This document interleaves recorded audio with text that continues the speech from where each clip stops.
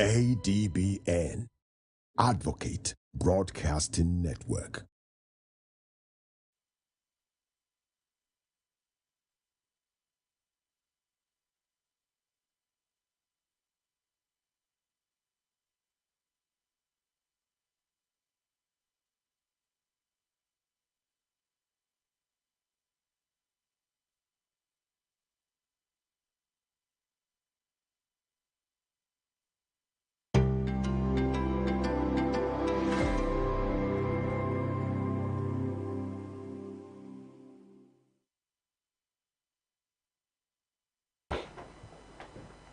Hello, good morning, and thanks for choosing to start your day on ADBN television. My name is Beat O'Brien, welcoming you to the program where we review topical issues in the news.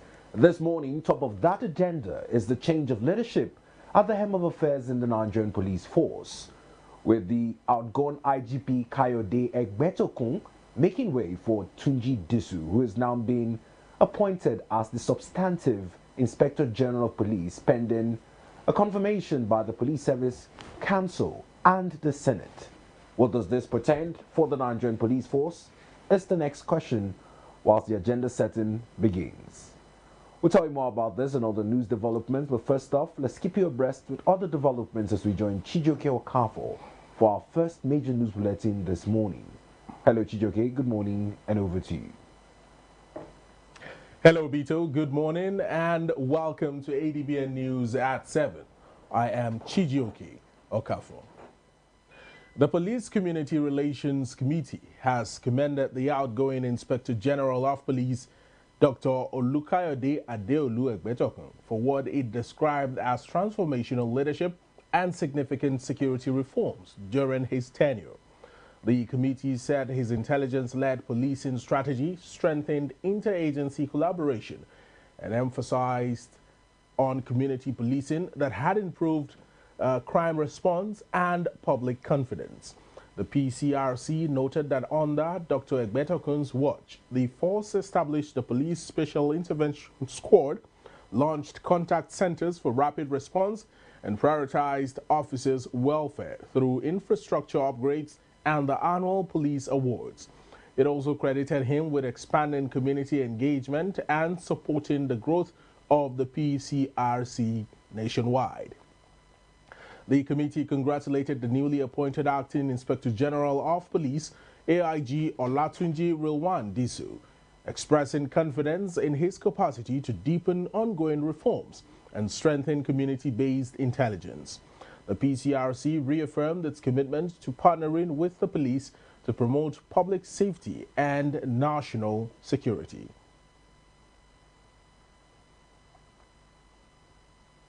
House of Representatives Committee on Renewable Energy has summoned the Managing Director of the Rural Electrification Agency, Mr. Abba Aliu, to appear before it unfailingly on February 25, 2026. Over his failure to attend the committee's investigative hearing across ministries, departments, and agencies. Declaring the hearing open, Speaker Honorable Tajuddin Abbas, who was represented by the Deputy Minority Leader Honorable Abdullah Ibrahim Halims, reaffirmed that renewable energy remains central to Nigeria's economic future. He noted that the Electricity Act 2023 deliberately integrates renewable energy into Nigeria's power mix, while the establishment of the House Committee on Renewable Energy reflects the 10th Assembly's commitment to strict oversight, accountability, and sustainable energy development. This investigative hearing is therefore critical to the process of determining factors that have militated against the growth of the sector through the misallocation of responsibility, misapplication of opportunities, and misappropriation of resources. The overriding motivation is to help actualize the government quest for sustainable solutions to our power problem. Earlier, Chairman of the Committee on Renewable Energy, Honorable Afam Victor Ogene, said the investigative hearing is designed to address procurement lapses, mismanaged grants, and improperly domiciled renewable energy projects. He expressed concern over recurring cases of failed infrastructure, including streetlights that stop functioning within months of installation, describing the trend as a very serious issue of value for money, transparency, and technical standard. This parliament has the powers to summon anybody and any institution to explain the use of public funds. Those funds do not belong to the executive, it does not belong to the legislature, neither does it belong to the judiciary. It belongs to the Nigerian people. And the Nigerian people are going to pay for it one way or the other. Now, motion moved and seconded.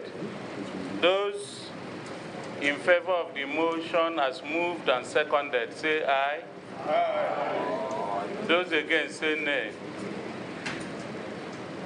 Well, the ayes have it. In his remarks, Director General of the Voice of Nigeria, Mr. Jibrin Baba, who represented the Minister of Information and National Orientation, Muhammad Idris, said government media platforms are ready to support the committee's mandate. He said that the Voice of Nigeria is transitioning to solar energy as part of efforts to operate more sustainably. According to him, agencies under the ministry are prepared to align with new policy directions introduced by the committee in advancing renewable energy adoption. Even to get our job done and to cut on energy resources, we are also transiting. We're also looking at possibility of having mini solar project within our offices so that we can work on a sustainable level. And each of the agency under the Ministry of Information and National Orientation, indeed including the ministry itself, there are projects along that line to ensure that it is done. The federal government has reaffirmed its commitment to protecting national sovereignty in migration matters while deepening security and economic cooperation with the United Kingdom. The Minister of Interior, Dr. Olubunmi Tunji-Ojo, stated this during a courtesy visit by the British High Commissioner, Dr. Richard Montgomery, in Abuja. Both countries are working to finalize an updated Memorandum of Understanding on migration and returns, aimed at ensuring lawful and humane processes. The minister noted that migration justice collaboration between Nigeria and the UK spans over 2 decades, with continued support in intelligence sharing and operational coordination. The meeting also highlighted ongoing immigration reforms, border management, and efforts to facilitate legitimate mobility and credible investment. Both sides described the engagement as forward-looking and reaffirmed their commitments to stronger bilateral partnership. Registrar of the National Examinations Council, NACO, Professor Ibrahim Dantani Wishishi, has announced plans to deepen collaboration with National Open University of Nigeria to enhance verification of candidates' results and promote computer-based examinations nationwide.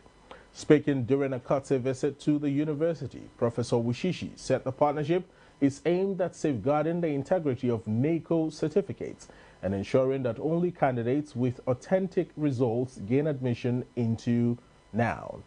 He noted that the visit was driven by 3 key objectives: to formally felicitate with the new VC, to explore collaboration on result authentication through NACO's e-Verify platform, and to examine areas of cooperation in computer-based testing. While providing further details, the NACO registrar recalled that the council previously handled result verification manually, often taking months to process requests from institutions across more than 50 countries.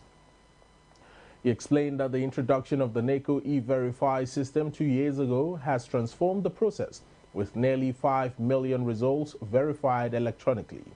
Professor Wishishi also highlighted the university's extensive CBT infrastructure nationwide, noting that NACO is aligning with the policy direction of the Federal Ministry of Education to migrate fully from paper-based to computer-based examinations. Responding, the Vice-Chancellor, Professor Oduma, welcomed the initiative, and assured NACO of the university's readiness to collaborate. He stressed that result verification is critical to maintaining academic integrity, adding that now admits about 40,000 students annually and is committed to ensuring that all admitted candidates present authentic credentials. Professor Oduma said the university will begin integration with the NACO e-Verify platform from the 2026 One Admission Circle. He also affirmed NOUN's willingness to support NACO's CBT expansion, citing the university's network of about 128 study centers across the country. To fast-track implementation, the Vice-Chancellor announced the constitution of a joint committee comprising key academic and ICT officials to interface with NACO. The Managing Director of the Southeast Development Commission, SEDC, Mark Okoye, has said growing acceptance of the Commission's initiatives has sparked what he described as a new patriotism in Nigeria's southeast region, long troubled by separatist agitations linked to the indigenous people of Biafra, IPOB.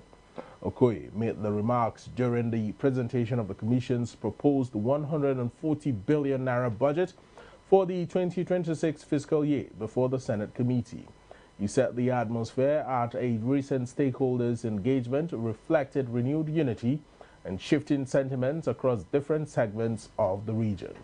According to him, about 14 known IPOB members attended the four-day event and reportedly softened their separatist stance afterward, expressing willingness to contribute to the development of the Southeast rather than pursue secession. It was proud patriotism driven by the unity that people saw at that event. What do I mean? I have a quick example, sir, and I can share that copy with everybody here. There were about 14 known IPOB members in the hall who, prior to that event, what they were saying was no retreat, no surrender. Biafra land, we only want this. The same people have done posts after attending that event for 4 days. And the response is, this is the first time I had the opportunity to contribute my own ideas to the development of Southeast Nigeria. No more Biafra land. Our role as SCDC, with your support, is not only infrastructure. We have to work on the minds of our people, orientation, get them to understand that what we are doing is for their own benefit and for their future. Second bucket is the optimistic skeptics. Some people are skeptical about a long-term plan, but they are optimistic about it, that this is the right way to go. The third is the youth. They say they like the tech idea, they like venture capital, they want fellowships, but they're waiting for it to start. The fourth bucket is the private sector and diaspora. 72 persons flew from the South America and UK to attend at their own cost. They asked us for tickets. We said, no, if you want to attend, you attend. And they came and participated. So them and the private sector, they're interested, ready to invest when the opportunities exist. And of course, there were outright skeptics, the 1 or 2% who said it's a jamboree and it's just a narrative.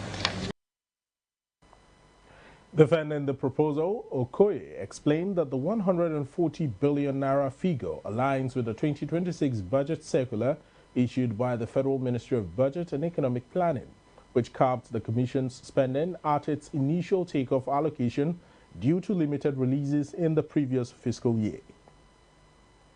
He disclosed that 78%, about 108 billion naira of the proposed budget, is earmarked for capital projects, 17%, about 23.7 billion naira, for overhead costs, and about 5%, which is 7.3 billion naira, for personnel expenses. However, members of the Senate committee reportedly frowned at what they described as substantial allocations to consultancy, workshops, and security-related expenditures, urging the Commission to prioritize infrastructure and tangible development projects. And to say that I've listened to the young man make some presentation before. When it comes to the oral prowess, I think you have it. But I'm an engineer. I believe in reality. I like practical things, and I like having result. You just got your money. And I'm surprised, I'm looking at the breakdown. I may not go into details, but all went into some things, projects that you can't even feel. I'm not talking about renting your offices and furniture, that is basic. But not about conference engagement, stakeholder engagement, taking a whopping sum of 460 million. If we must succeed, you must handle this commission as your private company. Manage every fund, since you know it's a scarce resources, as your personal fund. What am I trying to say? I went through what your presentation, what you did. I want to appeal to you and your team. Let us dwell a lot on infrastructure. It will not augur well for you to go and spend a lot of money on conferences, investment promotion, $20 million, $15 billion, all those things, some of them are not realistic. I want to say it on record. You know I'm very close to some of you here. Let us talk of how a man in Bende, a man in Umunachi, Umudioka, a man in Ogo, a man in Agluzibo can have a field of South Illumin Commission. Not issue of $20 million, $30 million, we are not interested though.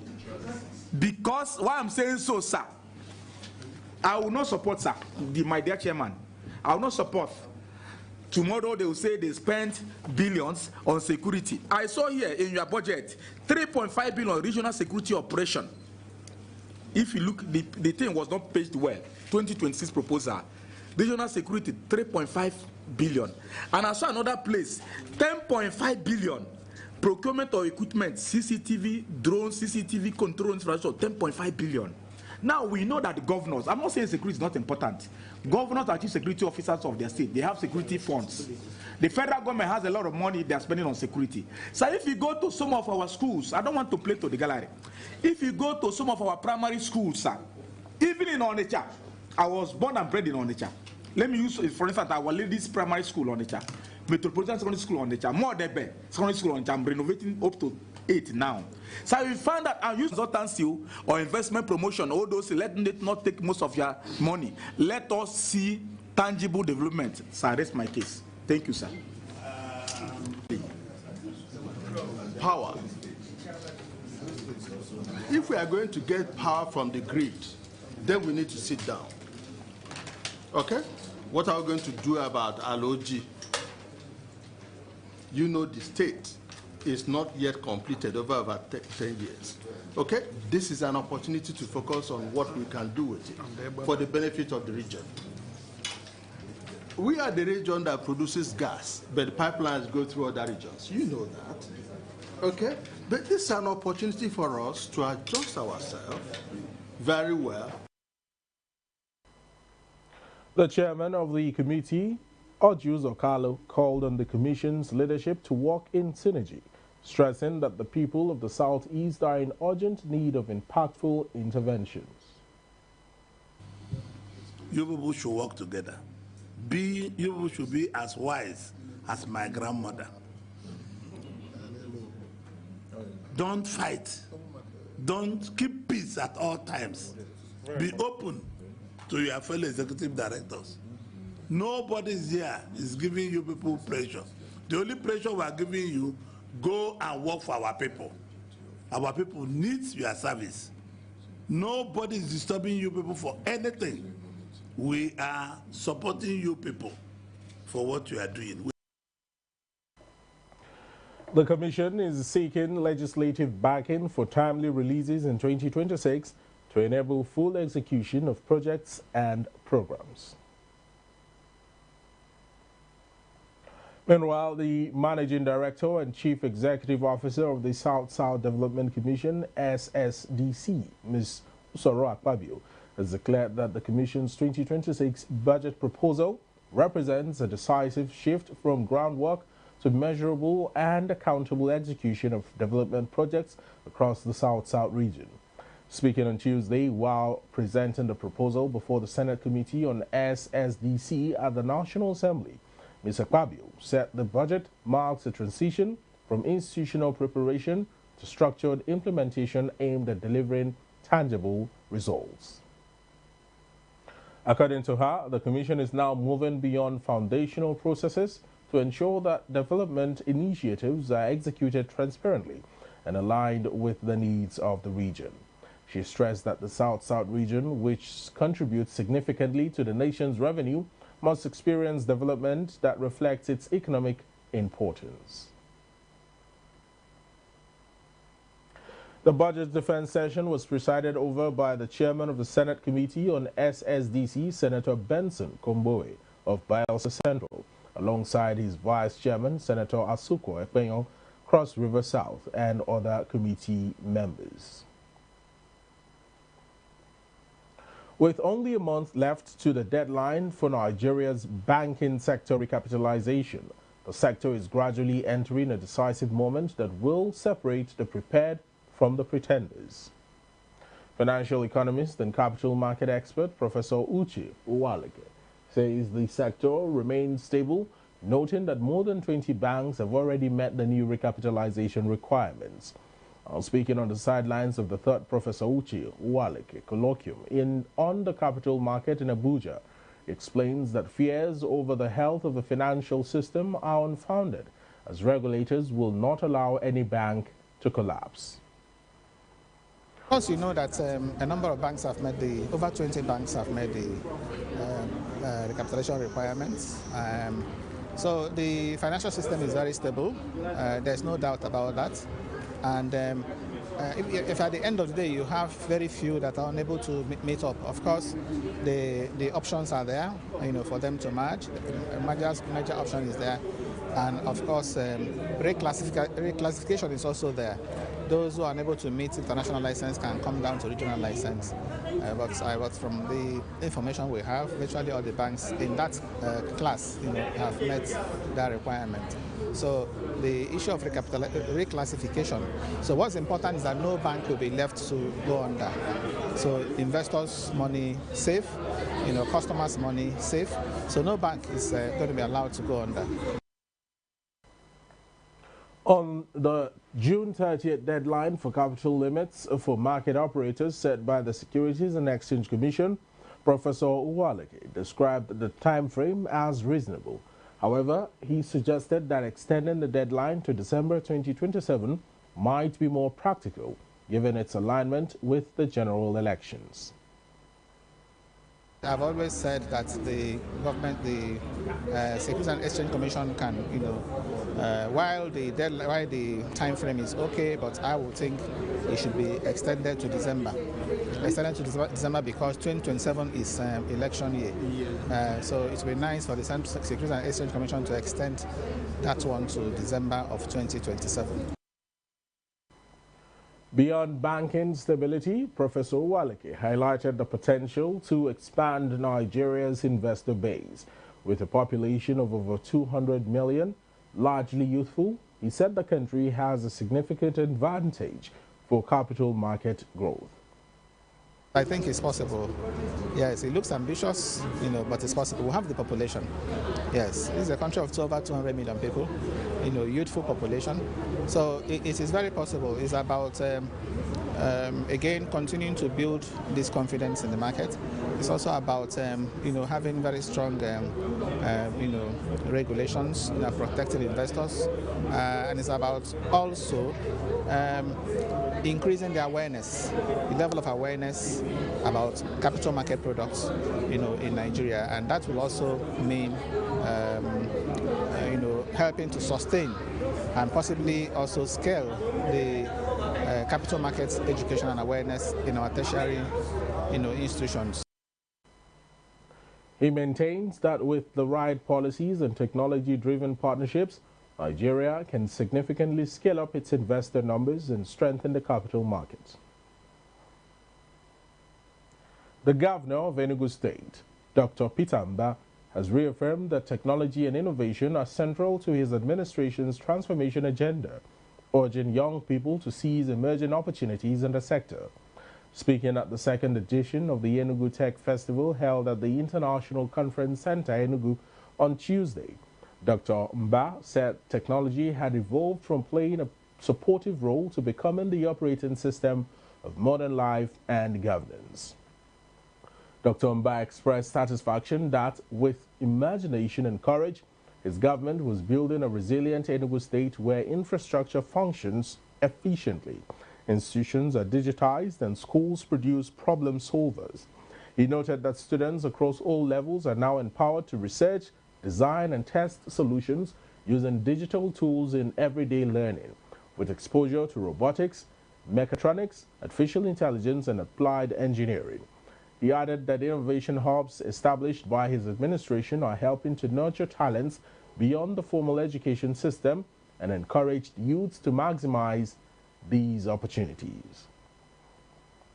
Also speaking at the event, the Executive Vice Chairman and CEO of the Nigerian Communications Commission, Dr. Aminu Maida, urged Enugu youths to patiently take advantage of the opportunities being created by the Mba administration for their future. In the same vein, founder and chairman of Xenox Group, Dr. Leo Staneke, advised young people to believe in themselves, assuring them that the foundation being laid by Dr. Peter Mba would help eradicate poverty among Enugu citizens. In his welcome address, the Commissioner for Innovation, Science and Technology, Dr. Lawrence Eze, described the festival as a defining moment in Enugu's digital journey.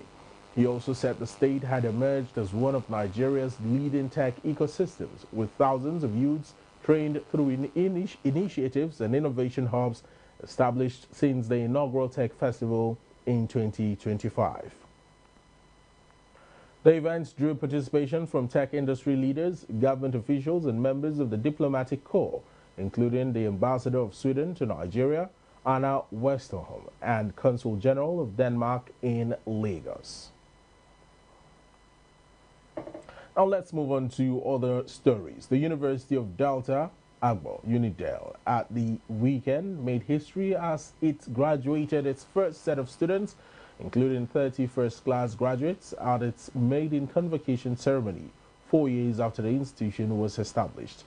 At a colorful ceremony, the governor of Delta State and visitor to the university, Right Honorable Sharif Oborowori, announced far-reaching incentives and policy decisions aimed at strengthening academic excellence at the young university. The governor disclosed that the best graduating student will receive 5 million naira cash award, while each first-class graduate will be rewarded with 500,000 naira payable immediately.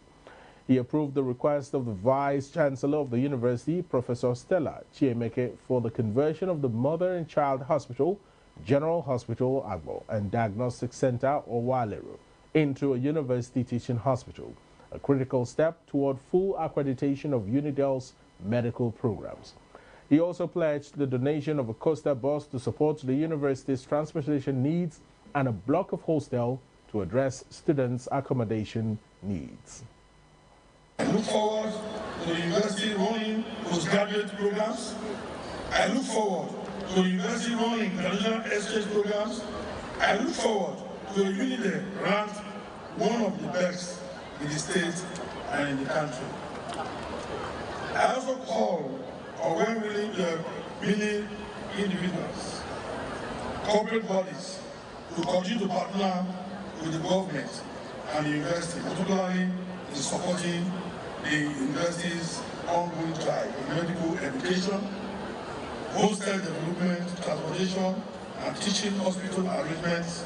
Together, we can build a citadel of learning that will serve the nation here to upon. Finally, I say, I was pleasantly surprised yesterday when you honored me by naming the Faculty of Management and Social Sciences complex after me. In her address, the Vice-Chancellor, Professor Stella Chiemeke, disclosed that the university was presenting 1,606 graduates from 7 faculties across the 2023-2024 and 2024-2025 academic sessions, all adjudged worthy in character and learning. Professor Chiemeke highlighted significant milestones recorded under the current administration, including full accreditation of all academic programs by the National Universities Commission, strong international collaborations, improved infrastructure, enhanced campus security, and growing global recognition. Convocation is a formal occasion on which we present to the society another set of priceless jewels, graduates refined by rigorous training and character formation. For the 2024 and 2025 academic session, we are presenting 1,606 graduates who have been found worthy in character and learning. Your efforts and crown your endeavors with success. Uphold integrity, discipline, and excellence. Be agent of peace, equity, and development in whatever sphere you find yourself. Also speaking, the Pro-Chancellor and Chairman of Council, Emeritus Professor Emmanuel Nwanze, described the convocation as both a celebration and a moment of stock-taking, commending the resilience of staff and students and praising the Vice-Chancellor for her energy, clarity of purpose, and hands-on leadership. As Pro-Chancellor of this esteemed institution, I am extremely proud to witness this maiden convocation. We appreciate the Governor of Delta State for his continued support to this university since his assumption of office as the Governor of Delta State in May. His Excellency has always met his responsibilities and commitment in his agenda of education. Earlier, the governor was formally decorated as visitor to the university in line with the enabling laws establishing the institution, and was thereafter honored with the University Award of Recognition alongside 17 other eminent Nigerians. Among the distinguished awardees were the immediate past governor of Delta State, Senator Ifeanyi Okowa, the Speaker of the Delta State House of Assembly, the Chairman of Zenith Bank, Mr. G. Movia, the Chairman of the Niger Delta Development Commission, Barrister Chiedu Ebie, and former Acting Executive Secretary of the National Universities Commission, Mr. Chris Mayaki, amongst others. I want to publicly, on behalf of all the awardees, thank the Pro-Chancellor, the Vice-Chancellor, and all the management staff for what we have seen here this afternoon. But my testament goes to His Excellency the Governor, who was part of the vision in 2021 to establish the 3 universities, and today he's presiding over the affairs of our dear state, and he's doing great things, particularly in supporting the universities and ensuring that they stay strong. ADBN's Delta State correspondent Charles Kosifre reports that the overall graduating student, Victoria Uzoma of the Faculty of Management Sciences, Department of Business Administration, graduated with an outstanding grade point average of 4.97 and attributed her exceptional feat to divine grace. Girl-child education has been described as a critical pillar for building a peaceful and progressive society, particularly in northern Nigeria, and a preventive tool against poverty, insecurity, and inequality. Yet, more than 20% of female students in a Kaduna secondary school reportedly dropped out before reaching their final year, despite the state government's allocation of 25% of its budget to the education sector. Our correspondent tells us more. We have many girls in the school, but some of them are in the house because many and some parents, they don't have the money or something that give their children to come to school. So this is a big problem. Junior school, she starts from primary to junior and she stops. She not continue to secondary school. We have shortage of classes. One of our class is SS1, so we have to use one of our staff room to return it to be a class, so that at least we should adjust the conduction of that. We can have a good atmosphere for teaching and learning. So the awareness is getting better. But the major challenge is that when they are in their SS classes, there is that tendency that they remove them and they marry them off, or they go into trading to support the family. So at a level, the dropout ratio of the girls to the boys is very high. About 20% of them will not stay to the end of the entire academics 3 years for SS. Child do not enter inside our class how I like. We need good water, and that place that has born, we need government to make we need government to make it to better for us. My own is that they to come to school and come and learn. It's not that they to be today they will say that they will marry for them. Our challenges are more important, yes, and our particulars of the toilet. We don't have toilet, and their chairs. Sometimes we are sitting on the ground. Some of the girls, they are going back here to go and use their stuff because we do not have enough of toilet. These challenges cause many people stop coming to school. Year out, we have education budget is always been allocated highest, 26%, even around the UNESCO standard. But when you go to schools, you still find out that these facilities are lacking. And we said, okay, why don't we empower these young girls to be able to advocate for their rights and ask the right questions to government at when time. So they are now being informed that there are some things around budgeting that they need to know, the processes, who are those involved, the planning up until execution and approval. So let girls be aware that they are also part of the budget processing and their voices also matter, so they can advocate for their own rights by themselves. The Sokoto State Commissioner for Basic and Secondary Education in Sokoto State, Professor Ladan Allah, has reaffirmed the state government's commitment to strengthening school monitoring systems to improve learning outcomes across the state. He made this known during a media dialogue focused on enhancing early childhood education and expanding access to quality education in Sokoto, Kebbi, and Zamfara states. Northwest ADBN's correspondent Lawal Aliu reports that the dialogue brought together key education stakeholders from the 3 states. Professor Ahmed Ladan Allah noted that since the inception of the administration of Ahmed Aliyu, significant investments have been made in the education sector to address the challenges facing school children in Sokoto states. We are going to have various skills acquisition workshops where these out-of-school children will also be there.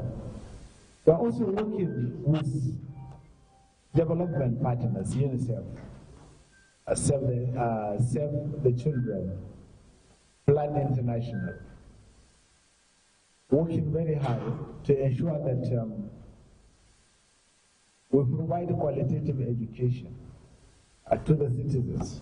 He explained that the government is collaborating with development partners to digitize the education system and strengthen supervision mechanism to improve the overall quality and output of education.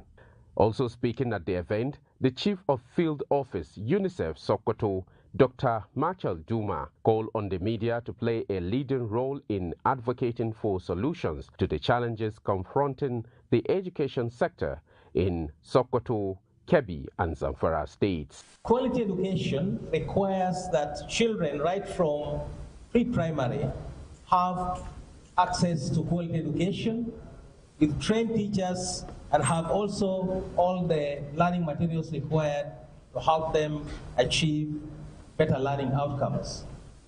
And that can only happen if the media also plays a critical role in terms of informing, influencing, but also ensuring that we have appropriate policies formulated to guarantee quality learning for children. He emphasized the critical importance of early childhood education in tackling the problem of out-of-school children, noting that a strong foundation at the early years significantly improves long-term academic success. In his remark, the executive chairman of the Sokoto State Universal Basic Education Board, Alhaji Umar Nagwari Tambor, reiterated the board's commitments alongside the state government to reducing the number of out-of-school children through targeted early childhood education initiatives.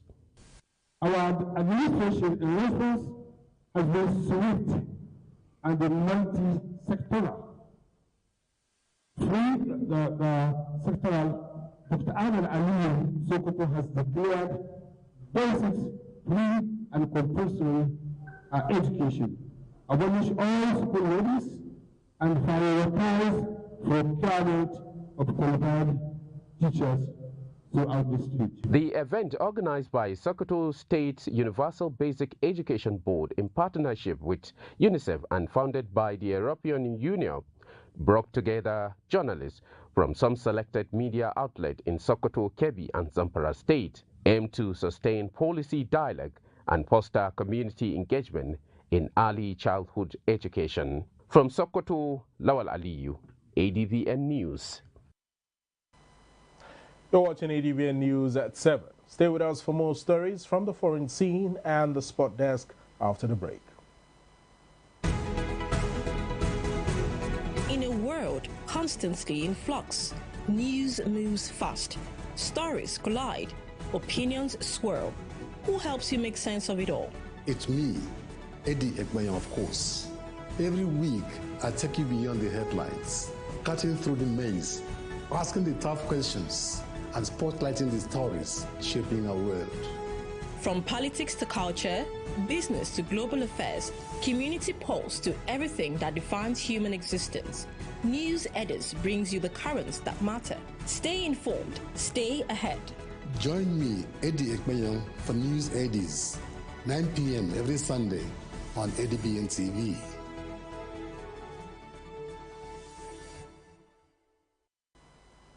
You're welcome back. President Donald Trump has broken record with his 2026 State of the Union address to the 119th Congress Tuesday. Trump previously held the record for the longest annual address to Congress on record since at least 1964, which he set last year. He, however, beat his own record with the new King's Speech. The speech also topped President Bill Clinton's record for the longest State of the Union address. Clinton's nearly 1.5-hour speech in 2000 was the longest on record until tonight, according to the American Presidency Project at the University of California, Santa Barbara. Meanwhile, former President Richard Nixon continues to hold the record for shortest SOTU speech, having spoken for under 30 minutes in 1972. Drone attacks on the new front line of Sudan's civil war have intensified, leading to mass civilian casualties in recent weeks and are increasingly shaping the course of the conflict. The epicenter of fighting has shifted to the south-central Kordofan region since both sides consolidated their gains in the other main battlefields of this nearly 3-year war. The conflict between the Sudanese Regular Army and the Paramilitary Rapid Support Forces, RSF, has become one of the deadliest in Africa for civilians and shows no sign of abating despite U.S.-led peace efforts. The near daily drone strikes have hit targets including markets, health facilities, aid convoys, and presidential areas across the Kordofan region, prompting outrage from the UN and humanitarian officials. In sports, Commissioner for Sport, Akwa Ibom State, Paul Bassi, has commended the Niger Delta Development Commission for initiating the Niger Delta Games, describing the competition as a vital platform for youth and sports development in the region. Speaking shortly after the medal presentation for winners of the 4x400 meters mixed relay, where Akwa Ibom's quartet of Udo David, Mfoniso Abasi, Jacinta Andrew, and Odotodo clinched gold.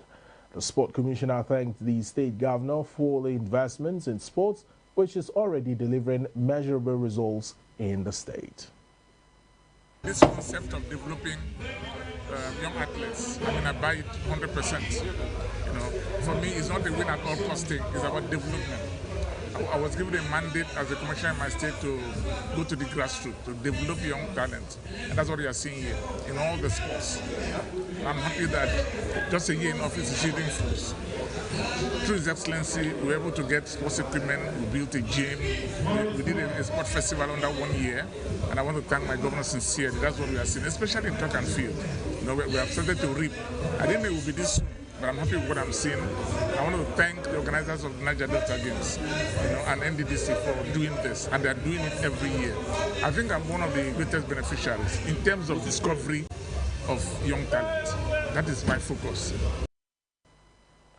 The commissioner credited the Akwa Ibom State Sports Festival as the foundation for athletes' discovery and encouraged other states in the region to consciously build and sustain investments in sports for a greater impact. It was the foundation because during that festival, what we did was to have a data bank. You know, all those who won from first to sixth position, we had to put them somewhere.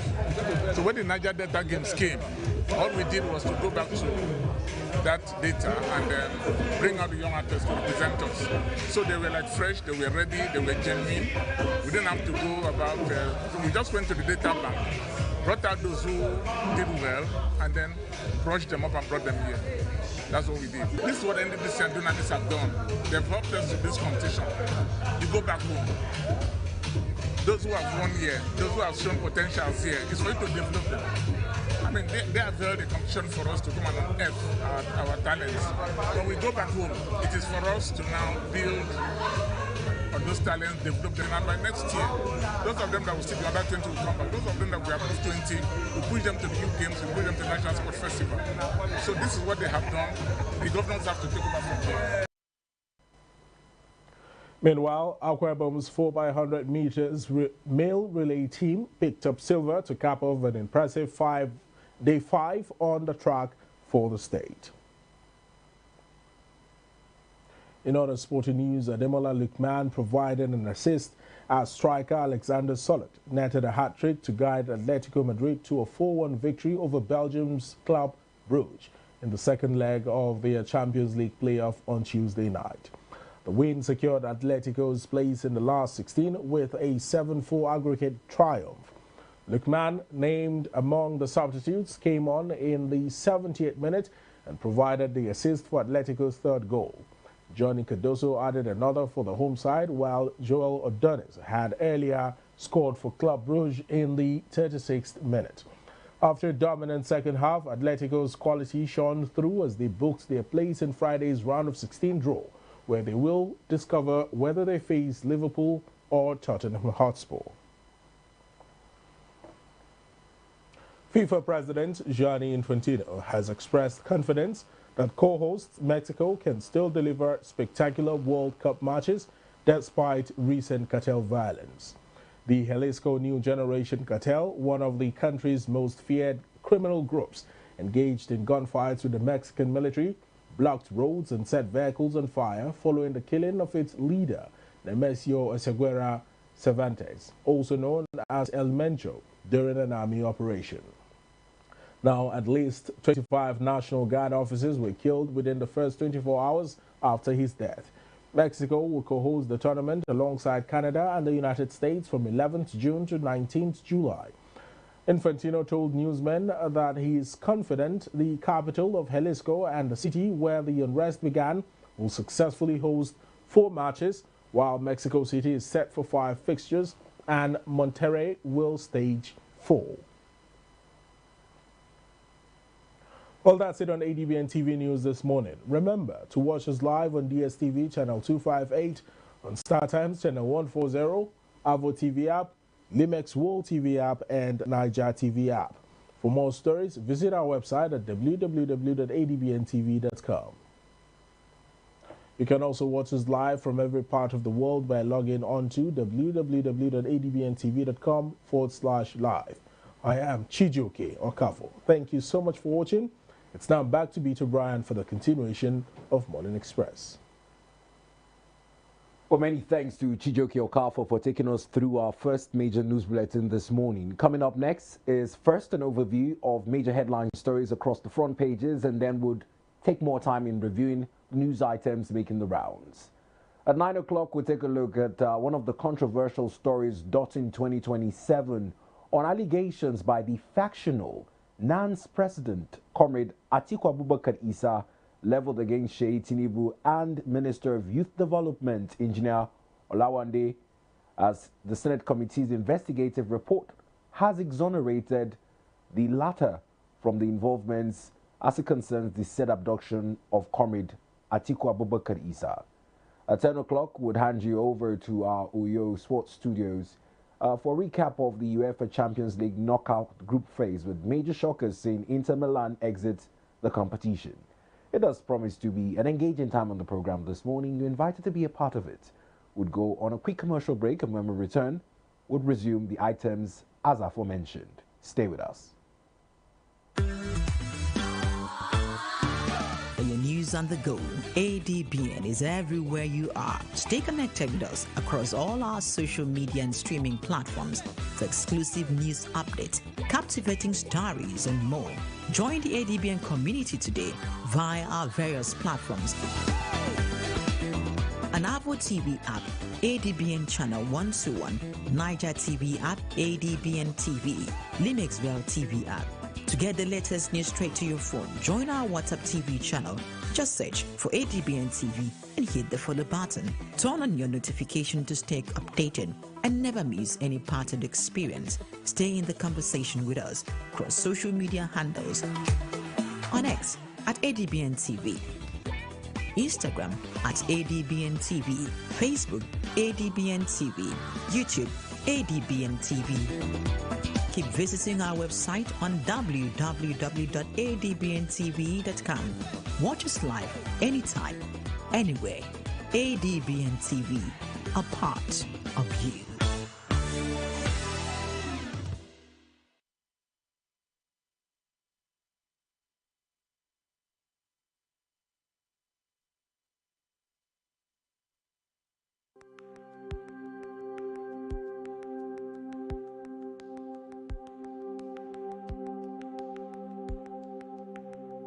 Welcome to the Niger Delta, a region of incredible beauty and stark contrast. From its breathtaking landscapes to its rich cultural heritage, this is a place where history and modernity collide. But beneath this serene surface lies a story of struggle and resilience. The Niger Delta is the lifeblood of Nigeria's economy, home to vast oil reserves that fuel the nation, yet it is a land where the people fight for their share of the wealth. Join us on the program Niger Delta Today as we explore the heart of the Niger Delta, discover the vibrant cultures, the struggles for environmental justice, and the stories of the people who call this place home. This is the Niger Delta, a land of contrast, a story of resilience, a journey of hope. Don't miss our exclusive series, Niger Delta Today, every day at 12 noon, only on ADBN TV. Witness the untold stories, experience the journey, be part of the change.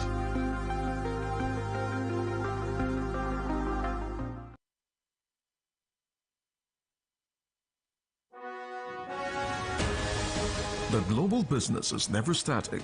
Watch the market report on ADBN TV for business information, latest happening business deals, government economic policies, stock, crude oil and commodity trading, financial upstick and downstick, and the world of organized private sector. The market report showing on ADBN TV 1 to 2 p.m. Monday to Friday. The market report bringing you up to speed in the business world.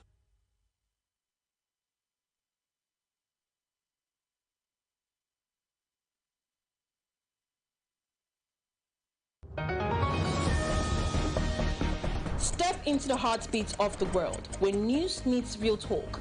From breakthroughs in diplomacy to humanitarian challenges and scientific milestones, Global Digest takes you beyond the headlines and straight to the heart of the matter. I am Amma Marcus. Be a part of the world's unfolding stories at 3 p.m. on ADBN, channel 258 on DSTV, and Star Times, channel 140. Global Digest, your window to the world's current affairs, only on Advocate Broadcasting Network.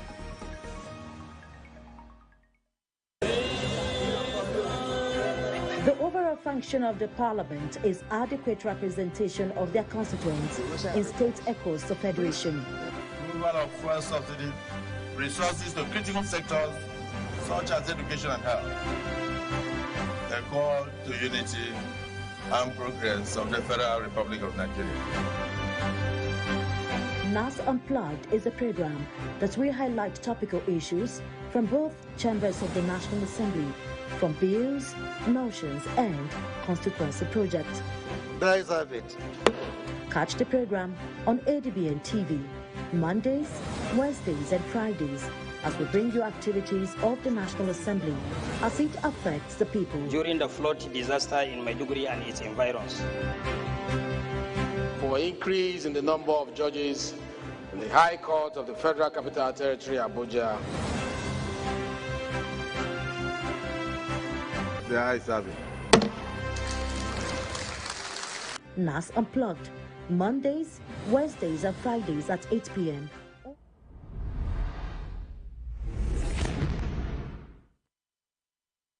In a world of overwhelming voices, where everyone has different opinion on different issues, it is important that we bring the core issue to the fore.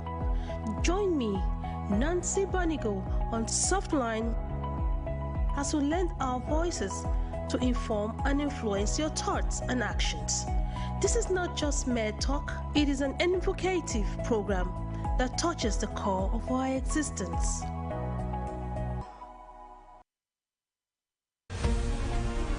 Welcome to FCT in Focus, your window to the vibrant heartbeat of Nigeria's capital.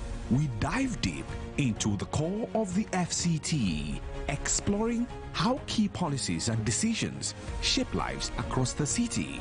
From exclusive insights into the FCT administration to voices from the streets, we bring you stories that matter. Catch FCT in Focus every Saturday and Sunday at noon. Tune in for the latest stories directly from the nation's hearts. Do you know what gamalin 20 is? It is a dangerous chemical pesticide never meant for human consumption. Sadly, some fishermen illegally use gamalin 20 to catch fish, poisoning not just the water, but the food on your plate. Here's how to spot fish caught with gamalin 20. Fish that look unusually fresh but stiff. A strange chemical smell, sometimes like kerosene, when cooked. Pale or bleached gills, peeling scales, or sunken eyes. Eating such fish can cause nausea, vomiting, and even damage your liver and kidneys. In severe cases, it can lead to life-threatening health complications. Remember, using gamalin 20 for fishing is a crime. It harms people, rivers, and marine life. Protect your health. Buy fish only from trusted sellers. Report suspicious fishing practices to the authorities. Together, let's keep our waters safe and our meals healthy.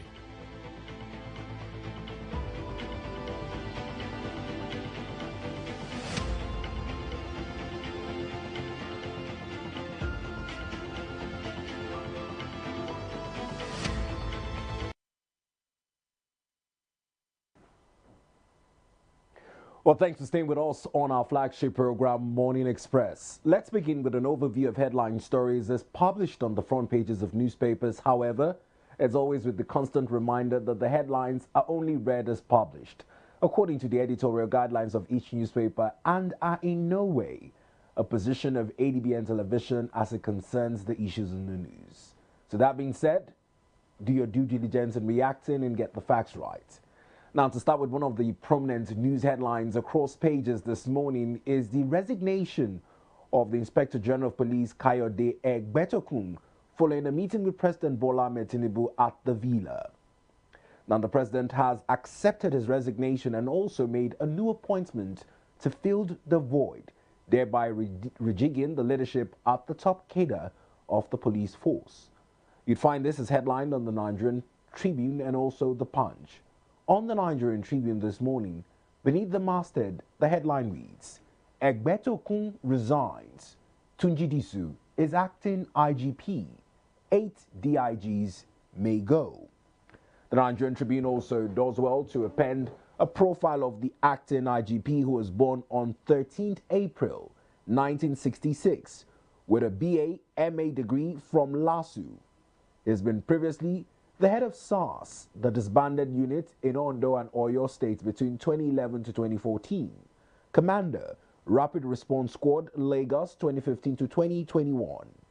DCP Head, Intelligence Response Team, IRT 2021 to 2023. Commissioner of Police, Rivers State 2023 to 2024. FCT Police Command 2024 to 2025. AIG Special Protection Unit Force Headquarters 2025 to 2026.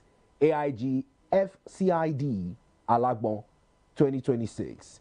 He is the third Dan Black Belter in Judo. Won gold medal at the National Sports Festival in Bauchi 1990. Won gold medal at the first Veteran Championship of Nigerian Police Force in 2021. And won silver medal at the 33rd U.S. Open Judo Championship in 2022. Acting Inspector General Police Olatunji Disu packs quite the CV here. Now, other headlines accompanied this prominent one on the Nigerian Tribune. You'd find FG files fresh charges against Ozekome. Bayelsa Assembly declares Diri's Chief of Staff as Deputy Governor. Fire destroyed NIMET equipment at MMIA Terminal, says Kayamo. On the rider, you'd find the sidebar with the health report. Cure for type 1 diabetes in mice developed. More on that is on the news page 27.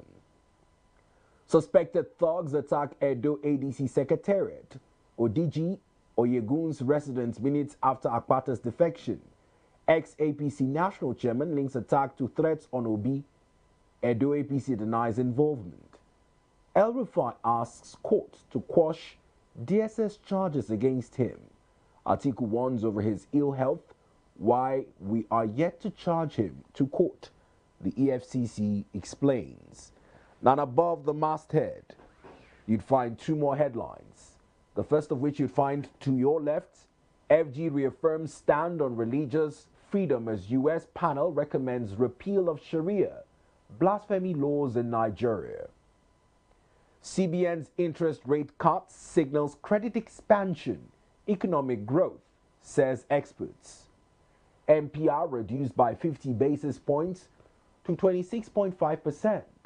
20 banks ready for recapitalization meet new minimum capital requirements, says the CBN Governor, Oluyemi Cardozo. Away from the Nigerian Tribune this morning, our next newspaper on the lineup is The Punch. Leading headlines on The Punch newspaper, you'd find Tinubu picks Disu for pre-2027 security boost. DIGs to retire. IGP Egbetokun summoned to Villa, resigns over family issues. Disu era begins as Mba. 19 DIGs, AIGs face retirement. 2027 polls in sight as new IG leads Tinubu's new anti-banditry war. The picture of prominence has the caption, Renewed Hope Summit, Tinubu wades into SGF Alia power tussle, with the presentation of the Renewed Hope compendium beneath there. 395 million naira for e-transmission out of INEC's 873 billion naira budget. Ogun woman takes own life after broken engagement. MPC's modest rate cut signals positive signals, says the Organization of Private Sector. Now let's take a look at stories accompanying the masthead at the top of the paper. Besides the masthead is the headline. FG slammed as medical tourism hits $550 million annually. Oil revenue shake-up, states back Tinubu's executive order. Diri's Chief of Staff cleared as Bayelsa's Deputy Governor. Recapitalization, banks raise 4 trillion naira ahead of March deadline. Now, in keeping with more newspapers, our next is the New Telegraph, where yet again you'd find the headline story following the major shake-up in the Inspector General Police position of the force. On the front page of the New Telegraph, the lead headline reads, DIGs, senior IGs, to go as Tinubu accepts Egbetokun's resignation names Tunji Disu acting IGP. Now let's take a look at the accompanying stories at the masthead of the New Telegraph. Just above the major headline, gunmen attack Obi Oyegun, ADC chiefs in Edo. Olumide Akpata dumps Labour Party for ADC. Rivers, we've made significant strides in health, says Governor Fubara. Congratulates winners of Rivers by-election. Executive order direct attack on PIA threatens oil industry stability, says Pegasin. Silent genocide. Cuba accuses U.S. of economic asphyxiation. Seeks stronger Nigerian AU backing. Recapitalization. Foreign investors inject 1.15 trillion naira into Nigerian banks as 20 lenders meet CBN's threshold. Raise 4.05 trillion naira. MPC cut lending rates. Foreign reserves hit $54.4 billion, 13-year high. Freight forwarding. Nigeria freight forwarding. Nigeria loses 3 trillion naira market share to foreigners. Now let's take a look at the rider stories on the New Telegraph. Beneath the picture of prominence where you find the Deputy Governor, Economic Policy Directorate, CBN, Mr. Mohammed Musa Sani Abdullahi, the Director General, Security and Exchange Commission, Dr. Emomotimi Agama, and the CBN Governor, is the rider story St. Mary's Pupils Release. We paid no money, FG says, as report alleges hostages ransomed for 2 billion naira. FG encouraging criminality, hypocritical on ransom payments, says the PDP ADC. U.S. Congressman presents report on alleged persecution in Nigeria. Terrorism in Nigeria, not religious, the federal government maintains. Nigeria's insecurity a public safety crisis, not terrorism, says Ishola Williams. We need inward transmission and transformation, says Kumui. APC leaders, governors recommit to advancing Tinubu's renewed hope agenda. We're shifting from stabilization to acceleration in 2026, says Vice President Shatima. Wike stands expelled. Can't speak for PDP, says Bode George. Urges Tinubu to caution minister. The sidebar is a health report that says the effect of head injuries can linger even years after. With more on that captured on the Inside News page 30. Now, on to the next newspaper, The Nation, where you'd find the headline story with a charge by President Bola Ahmed Tinubu to state governors and renewed hope ambassadors on the need to move from stabilization to acceleration in grassroots development come 2026. This is headlined on The Nation newspaper. President to team, take our scorecard to grassroots. President to team, take our scorecard to grassroots. Renewed Hope ambassadors get marching order to explain government's achievements. Banks raise 4.05 trillion naira in capitalization drive. 20 meet requirements, 13 others on course. MPC cuts interest rates to 23.5%. MMIA Lagos fire. Airlines relocate to temporary terminal. And above the masthead, you'd find at the top of the newspaper, Egbetokun out, Disu steps in as IG. Why he quit? FG, U.S. House panels report catalyst for more cooperation. Government files new charges against Ozekome, Hussaini family. ADC Secretariat, Odige, Oyegun's house attacked in Benin. Away from the Nation newspaper this morning, our next focus is the blueprint. On the front page of the blueprint this morning, you'd find leading the headlines. Oil price shocks. Pre-election spending may threaten $50.5 billion foreign reserves, says CBN. Cuts interest rates to 26.5%. Apex Bank cautious. Direction now more supportive for businesses, says experts. U.S. House Committee report on Nigeria catalyst for broader cooperation, says the federal government. No ransom paid for release of Niger school children. REA partners Lotus Bank to unlock renewable energy financing. Diaspora athletes to compete at intermediate games. Phone tapping charge. El-Rufai dares DSS sues for 2 billion naira damages. Still on the front page of the blueprints, beneath the picture of prominence, which shows the gathering of Renewed Hope ambassadors, is the rider story. AIG Tunji Disu steps in as IGB Egbetokun quits. Ex-police boss resigned voluntarily, not sacked, says the presidency. London property, AGF files fresh charges against Ozekome. We are reconstructing burnt MMIA Terminal 1, says Festus Keyamo. APC leaders, governors recommit to Renewed Hope agenda. Falsified unregistered batches of dozekniks in circulation, NAFDAC warns. Those are the headline features on the front page of the blueprints. Away from the blueprint this morning, our next newspaper on the lineup is the front page of the Daily Courier. On the front page of the Daily Courier, Nigeria's external reserves surged to $50.5 billion, 13-year peak amid rate cuts. Reserves bolster import cover to nearly 10 months. MPC eases policy as inflation trends downwards. Cuts interest rates to 26.5%. Bayelsa Assembly confirmed Peter Akpe as deputy governor. PDP slams FG over alleged ransom payments to kidnappers. DIGs face compulsory retirement as junior officer appointed IGP.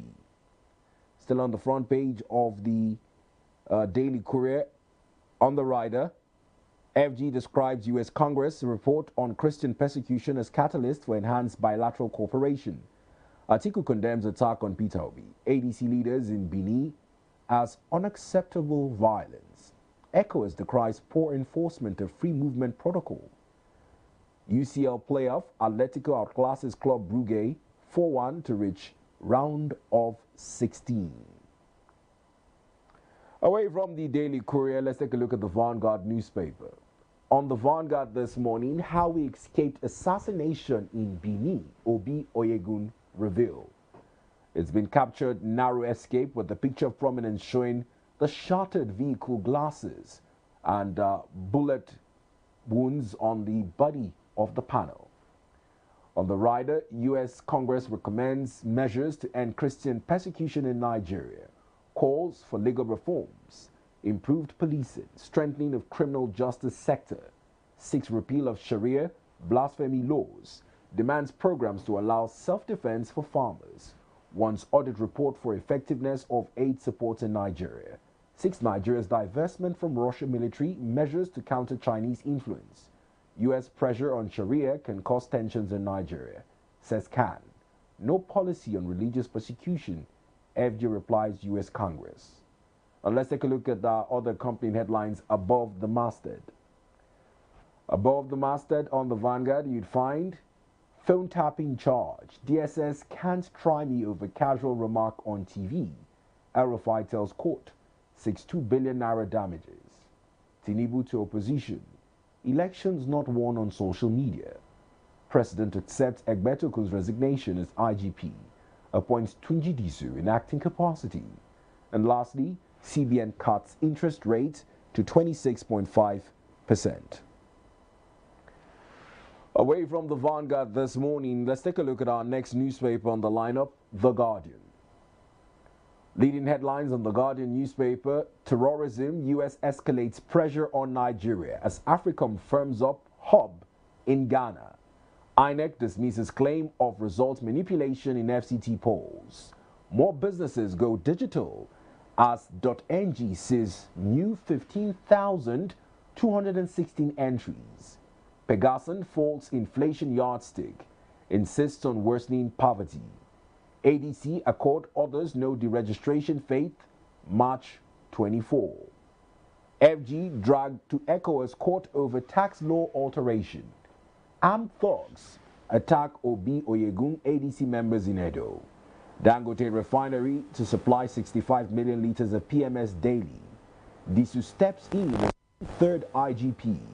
Reignites tenure controversy. Mass exit senior officers. CBN rules out extending recapitalization deadline. Lowers interest rates by 0.5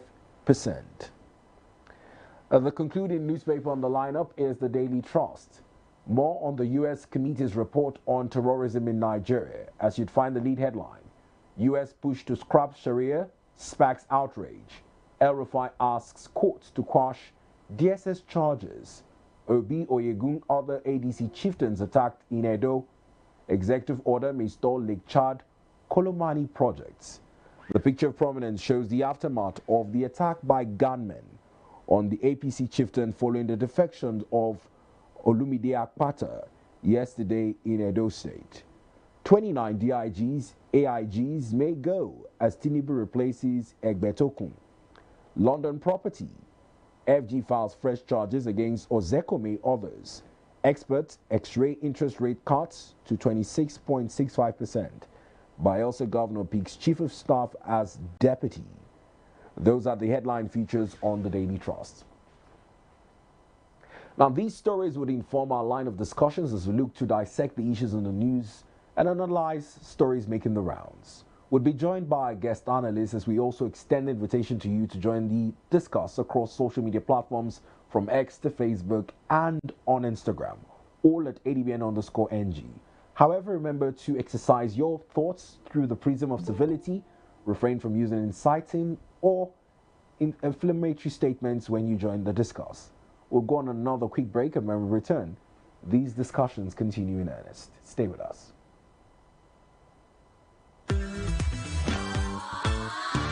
For your news on the go, ADBN is everywhere you are. Stay connected with us across all our social media and streaming platforms for exclusive news updates, captivating stories, and more. Join the ADBN community today via our various platforms. An Avo TV app, ADBN Channel 121, Niger TV app, ADBN TV, Linux Well TV app. To get the latest news straight to your phone, join our WhatsApp TV channel. Just search for ADBN TV and hit the follow button. Turn on your notification to stay updated and never miss any part of the experience. Stay in the conversation with us across social media handles.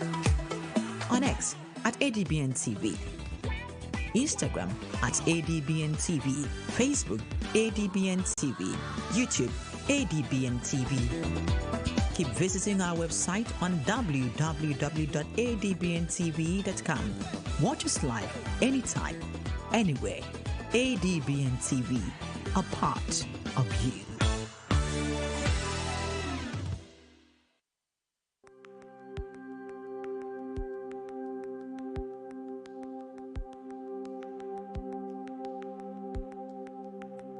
Welcome to the Niger Delta, a region of incredible beauty and stark contrast. From its breathtaking landscapes to its rich cultural heritage, this is a place where history and modernity collide. But beneath this serene surface lies a story of struggle and resilience. The Niger Delta is the lifeblood of Nigeria's economy, home to vast oil reserves that fuel the nation, yet it is a land where the people fight for their share of the wealth. Join us on the program Niger Delta Today as we explore the heart of the Niger Delta, discover the vibrant cultures, the struggles for environmental justice, and the stories of the people who call this place home. This is the Niger Delta, a land of contrast, a story of resilience, a journey of hope. Don't miss our exclusive series, Niger Delta Today, every day at 12 noon, only on ADBN TV. Witness the untold stories, experience the journey, be part of the change.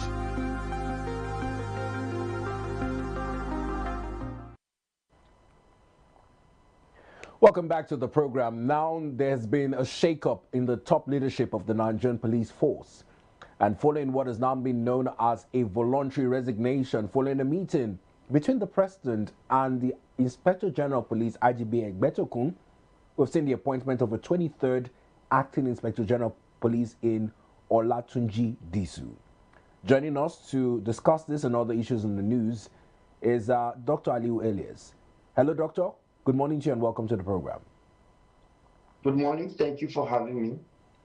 Now, Doctor, there's been a lot of narrative surrounding the surprise resignation of IGP Egbetokun despite the onslaught of protests led by Omoyele Sowore on the illegal tenure inauguration, which he believes it doesn't warrant provisions made in the amended Police Act of 2020. However, it gets even more interested when you see other reports as published by Sahara reporters alleging that IGP Egbetokun's son was involved in over 100 million naira transferred from the Anambra security votes into his private accounts. Although a cease and desist was issued with an interim injunction from a federal high court in Abuja, persons like Omoyele Sowore believe that this might have been the narratives that pressured the IGP into resignation. Do you lean towards these allegations, or what do you make of the current resignation of the IGP? Right. So I think every appointment must have an end. Every office must have a closing date, as it were. So if you are occupying an office, it is expected that someday you are going to leave the office. The narrative that actually led to the resignation may actually be differ. As you know, that according to Sowore again, he said our IG then was illegal IG simply because he has he used his years of service finish and using extra year, and they kept taking themselves to court with Sowore. However, I think we should salute the work of IGP Egbetokun to the federal government of Nigeria, to Nigeria as a whole. He has actually get to that office through promotion. You know, it's not office that you just get appointment to. Before you can be appointed, you need to be AIG or DIG. So he has actually done. So we should say well done to him and congratulate him for getting to go. And if you look at the way he actually resigned, I think he went to the president and they have some level of discussion before actually resign. So I think for me, in as much as we appreciate what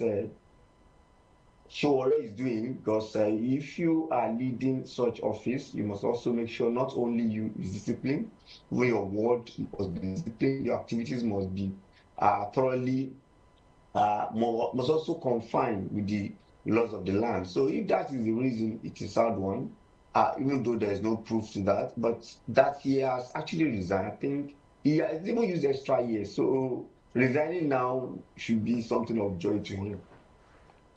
And now, as much as we continue to commend the service of top police officers, it has also been a subject of the confirmation by the Police Service Council and subsequent approval by the Senate to ratify this appointment. Let's also take a look at who replaces him now in the person of Olatunji Disu. Looking at his personnel, would revisit the front page of the Nigerian Tribune, because it also goes on to list his CV. He's been very active beyond his service, an athletic person, has a black belt in judo, served in different capacities before his deployment from Rivers, where he was Commissioner of Police, to the FCT, and also heading the defunct SARS unit. What do you make of this appointment? Because technically it means that his seniors in service in DIGs would have to retire, and we're counting about 29 of such people who might be affected by this appointment. Right. So I listened to you with rapt attention when you read the Tribune in particular, that actually mentioned all his achievements, what he has been doing. Well, it's a good CV for him to become IG, because if you have worked to that level, he has experience as commissioner for about 3 different states. He has led, a lot of units. Has led the defunct SARS. He has done a lot of things. So I think it's well deserved. But the irony and the sad part of it is that there has to be some sacrifice from some of his senior, as it were, because once you appoint someone who is a junior officer and you have about 29 people ahead of him, there's no doubt they have to actually give way to it, because the nature of their job. I think police and Nigeria Army, you don't actually retain those senior in office, because it will be very funny that the idea was saluting some of those his past senior. So I think it's normal thing and we understand it. But I only have issues with choosing from that. Was it from DIG now? Not even from AIG. No, the current person was chosen from AIG and not DIGs, which is the more superior yeah, rank. That's what I'm saying. Yes. No, the AIG is more superior, right? Yes. Why? And it's choosing from DIG.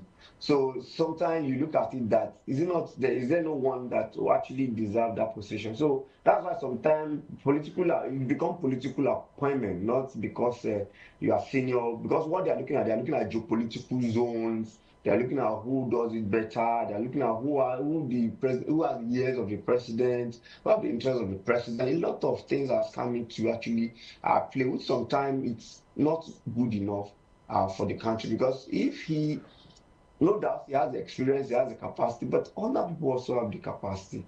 So it's sad, and we have got to hear some fine names that will have to resign or retired because of the acting AIG Latunji Disu. Now let's come to matters of the economy. Yesterday we saw the gathering of APC governors and by extension what is now being called the Renewed Hope ambassadors. The president has, by that report, issued a directive to them to ensure that the Renewed Hope mandates translates into a grassroots scorecard where Nigerians can actually feel the effects of policy directives of the current administration. There was also a symbolic unveiling at that gathering yesterday. We saw the unveiling of the Renewed Hope compendium, which was heralded by the governors as well. What do you make of this order to the governors, and how best can the scorecard of the President Bola administration, Bola Ahmed Tinubu administration, translate into grassroots reflections? Well, my number one fear is that I hope governance will not be take the back seat going forward. Now that the president is charging his people to go to the grassroots and actually do much more of a deepening renew hope. And deepening renew hope simply means that they want to speak their own language that will engender people to want to vote for them. It's not bad to have a compendium that encompasses all what they have actually done, but it only encompasses the positive part of it, not the other way around. The other way around is left to Nigeria to actually see and to choose who they want to choose among the people that be showing interest. However, we've seen their gathering, and we've seen, and we have never, I'm not sure we have seen it this high, that a particular ruling party will have up to this level of leadership in terms of governor, especially. I think they were 29 now, and they are actually everywhere. They actually overwhelm the system. I must tell you, both the National Assembly and the governor are two. Even if you look at other levels, even those that are supposed to be opposition, some of them have been cajole, how do I put it, to become APC maybe by doing, and PDP by registration. So I think it's good for them. Let them go canvass and go speak their language, go tell Nigerians what they have done, and see if that will be enough to canvass people's vote. Like I said at the beginning, I hope this will not make governance to take the back seat, because governance is very, very key, and we must also remind them that if you don't lead people well, if people fall back to poverty, the way at least you have said you have done some level of, you must not come down by any means. They must continue to serve the Nigerians, and let us see reasons. This is their is it second opportunity as president. We hope they will manage it very well, because from the look of things now, it is the presidential direction that others actually follows, and most of them who are first-time governor that are APC who also want to retain their offices. So I hope governance will not take backseat. Now, I looked at some of the reasons why they said they had launched that compendium at the Progressive Governors Summit held at the presidential villa. One of the key reasons there was to bridge a perceived communication failure or gap in citizens' perception of government's policies. My question is, it seems to be an elitist document, because if you need a compendium to explain to the common man at the grassroots what the administration's achievements have been, is this necessarily a communication failure or a lack of real-time, forgive the coinage, real-time reflection of progresses achieved in that regard? Well, better life is all we can hide. Good living is all we can hide. Better economy is all we can hide. Availability of water. The price of PMS. The price of goods and services is not what we can hide. So, if anything, if you have done anything good, there is no need coining it and bringing about. The compendium, someone who goes to the market actually know how expensive it is. Let me even tell you, but the joy is that Nigeria, we are forgetful. Nigeria is a country that forgets a whole lot. If not, if you bring back, even when their own former President Bola Ahmed Tinubu was in power, and now, we have to bring the price of the PMS together side by side, the price of dollar side by side, the cost of buying a car side by side, the cost of building a house side by side, the cost of school fees side by side, the cost of energy side by side. That's where you now see that sometimes you don't need to actually design a beautiful paper. It's just a matter of it's a matter of taste. That's how I see it. So it's an open book that cannot be hid. Maybe they will have to coin it. As much as we have some things they also do well, take it or leave it, they are bringing a lot of new policy. But how far is the policy compared to people's way of life? That's what we need to see. How far are they giving us a new road? That's what we need to see. I recall President Bola Ahmed Tinubu said specifically that if I do not give you electricity, don't vote for me next time.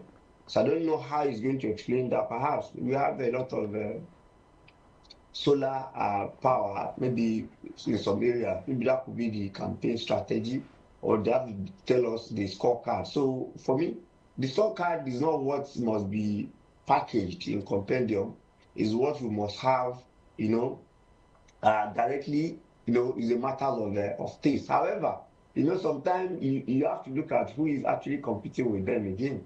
So politics is very, very funny. You don't only look at someone's achievement. You look at the achievement of somebody that wants to compete with them. You look at what the person that wants to compete with Tinubu is bringing on the table. So sometimes it becomes a bitter pill to chew, because you have to look at it. If at all someone is doing bad, it might also be the best alternative. We don't know for Nigeria yet. Well, the best alternative would need 2027 elections to find out from Nigerians on what the majority vote is. But more so, another angle to this is on what they said would be their unified messaging going into that 2027 elections. You had cited some of the failed campaign promises so far. However, come 2027, and with the clock ticking towards that, particularly with the passage of the new Electoral Act, many Nigerians debate if governments and governance would jettison priorities to channel all attention into what many call premature campaigns. However, owing to the new laws and guidelines we have, there doesn't seem to be any strict punishments for early or premature campaigns as against delivering the dividends of democracy to Nigerians. How do we amend this shortfall? You see, it's sad that people cannot differentiate the office of citizen and the place of political party. And that's what we are suffering from the National Assembly.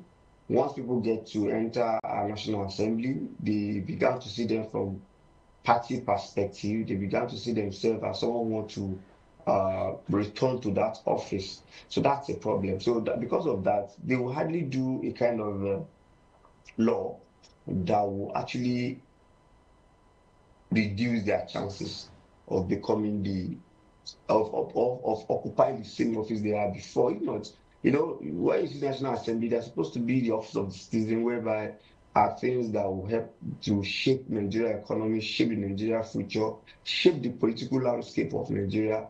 These are where we're supposed to. But it's so sad that some of them actually prefer to do law that will guide them. Example is the last manual and transfer that will actually saw a lot of civil society coming out, a lot of Nigeria raising their voices on, but they still do what they actually prefer, irrespective of what we actually said. So the same thing happens to the issue of campaign. Who are those people that will campaign? It's the same people, National Assembly alongside the executive, that are going to come out to campaign. So they wouldn't want to do anything that will affect them. However, when you compromise the the development you're supposed to bring about, when you take governance to the backseat because you want to campaign, it's really a serious issue. And I would like to urge Mr. President to do all what he can do to adhere to those rules, and also to create rules that not only because of him, but because of future. I was even surprised that he quickly signed some of those new INEC guidelines, because we've seen, for me, I was thinking, well, maybe because it's still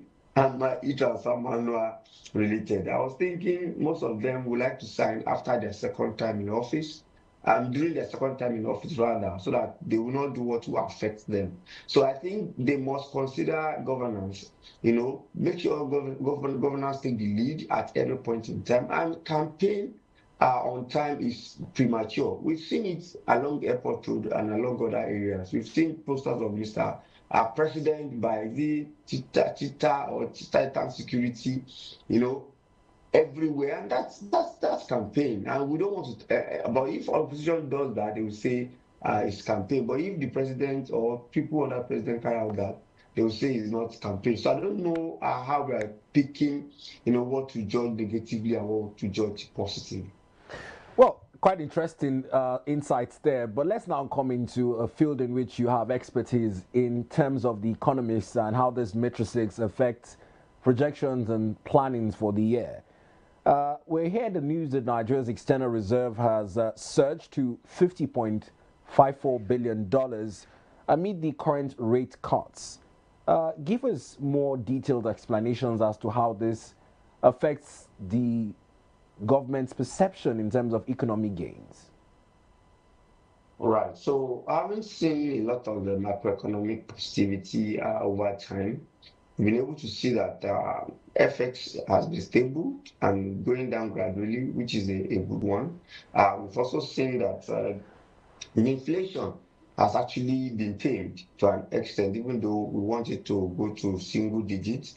We've also seen the foreign reserve going to about $50 billion. We've seen a lot of positivity. So there is no doubt. I was engaged in different TV stations to predict what will likely happen and what the MPC stood for. And I was not disappointed. They actually go for 50 basis points with plus 50 minus 450 corridor, which I think it's a good one. Though some of us want it to go down more, because I can tell you people are with cautious optimism of how to invest in Nigeria. Even small businesses, most small businesses are actually being careful to actually invest in the Nigeria economy, simply because when you have a higher interest rates, most people want to say no. It's not a good thing to actually do business, because you cannot do business ordinarily without borrowing. So for me, I think government is trying to look at international optics. They are creating a good optics for the international, to see that yes, we are a hub for you to bring your foreign direct investment, but we must also look at it critically. Bringing about this, having 27 or 26.50 NPR interest rate, it's a bad one that we must say, because it's not positive in any way, simply because we are sacrificing our growth to reduce the inflation. When you say sacrificing our growth, that simply means that quite clear that once NPR is 26.50, people will still not want to come to invest. You're right. So, but you want to fight the inflation. And what brings about inflation? It simply means that more money in circulation. Then how do we have more money or increase in prices of goods and services? You recall that most governors are having more allocation now from FAC. And I want a whereby there will be a kind of a watchdog that will see to what they're actually using that money to do, because it is not only national government, central government that will make sure things are going well. We also need subnationals to cooperate with the national, and that's why sometimes I see this government without economic blueprints that will move from the federal government to the states, from state to the local government. But in a nutshell, to answer a question directly, we are happy that there's a level of courts. Well, now to a more detailed explanation. You've already alluded to it following the APC meeting, the decision to cut the interest rates before 2026. A lot of discussion in the organization of private sector was on the difficulties accessing capital and Nigeria's high interest rates. However, though marginal, the CBN governor, Oluyemi Cardoso, was looking to buttress the reasons why this marginal decrease in interest rates might also signal an approximately significant interest from investors and persons willing to obtain capital to invest. In your analysis of these marginal gains, how much of a significant needle moving point is this? Right. So I'm happy that from his addendum, he said it is marginal. So when you say something marginal, that is insignificant to an extent. So for a business person to come and invest, no business will say because of a cut of 50 basis points, and that's why he will come and invest. Which is almost 0.5. Which is almost 0.5. Yes, it's even 0.5. So which is quite. But the thing is that let's clear it and let's talk as professional. I think you must look at the corridor too, which is a plus 50 and minus 450 or so. I think it's a good one because when you say plus 50, that means when you're actually borrowing, it's going to be add that 0.5 is going to be add to it for you. And when you are returning, you won't return up to 26.50. That's why you see that it is plus 50 minus, 40, which is a good one. So I can tell you that we are having a good trajectory so far, and we hope it will continue to go down more. By the time we'll see by May, we are hoping that they will have the confidence, because the fear is the problem. We hope they will have the confidence to remove about 100 basis points. Remove 100 basis points to be 25.50, which will start signaling, yes, people can now go invest, and people can now get capital to do business. But for me, I think beyond the interest rates, the government must also open a window for the industrial sector and agricultural sector, because if you look at our economy, like I said last time, we have the service sector taking the lead. And anyway, service sector takes the lead, we might be smiling to bank, but the fact remains that that cannot bring the expected employment, the expected development, and the expected GDP. Because if service sector is taking the lead, that simply means that there is no job created. What is service sector? It just simply means portfolio investment. People invest in stock market, people invest in bank instruments and all those things. But if it is not agriculture, remember, it will be something practical, something physical that need more people to engage. It's also manufacturing sector. That simply means that you have to engage more people, there are more industrial hub, and people will start investing. And that is why we say they are sacrificing that. Because if you bring it down, people will come into those sectors actually. So let us not be deceived that we are in a good economy because service sector is taking the lead. Now, talking about government policies and how they affect all these macroeconomics indicators, it's important to note that the current administration of President Bola Ahmed Tinubu said that there will be an end to domestic borrowing to allow for capital to those who need it. Now, we're talking about deficits to the 2026 budget, and there seems to be a change in body language owing to the ongoing budget defense that has also shown that as much as budgets are approved, releases are also an issue of concern. How much of a significance would domestic borrowing by the government affect the availability of capital, and by extension, these projections that we might see 100 basis points deducted going forward? Well, the fact is that if you look at it, the government has just borrowed $7 billion or so recently, which is from domestic market through treasury bills. So there's no sign in sight that the government will stop borrowing domestically.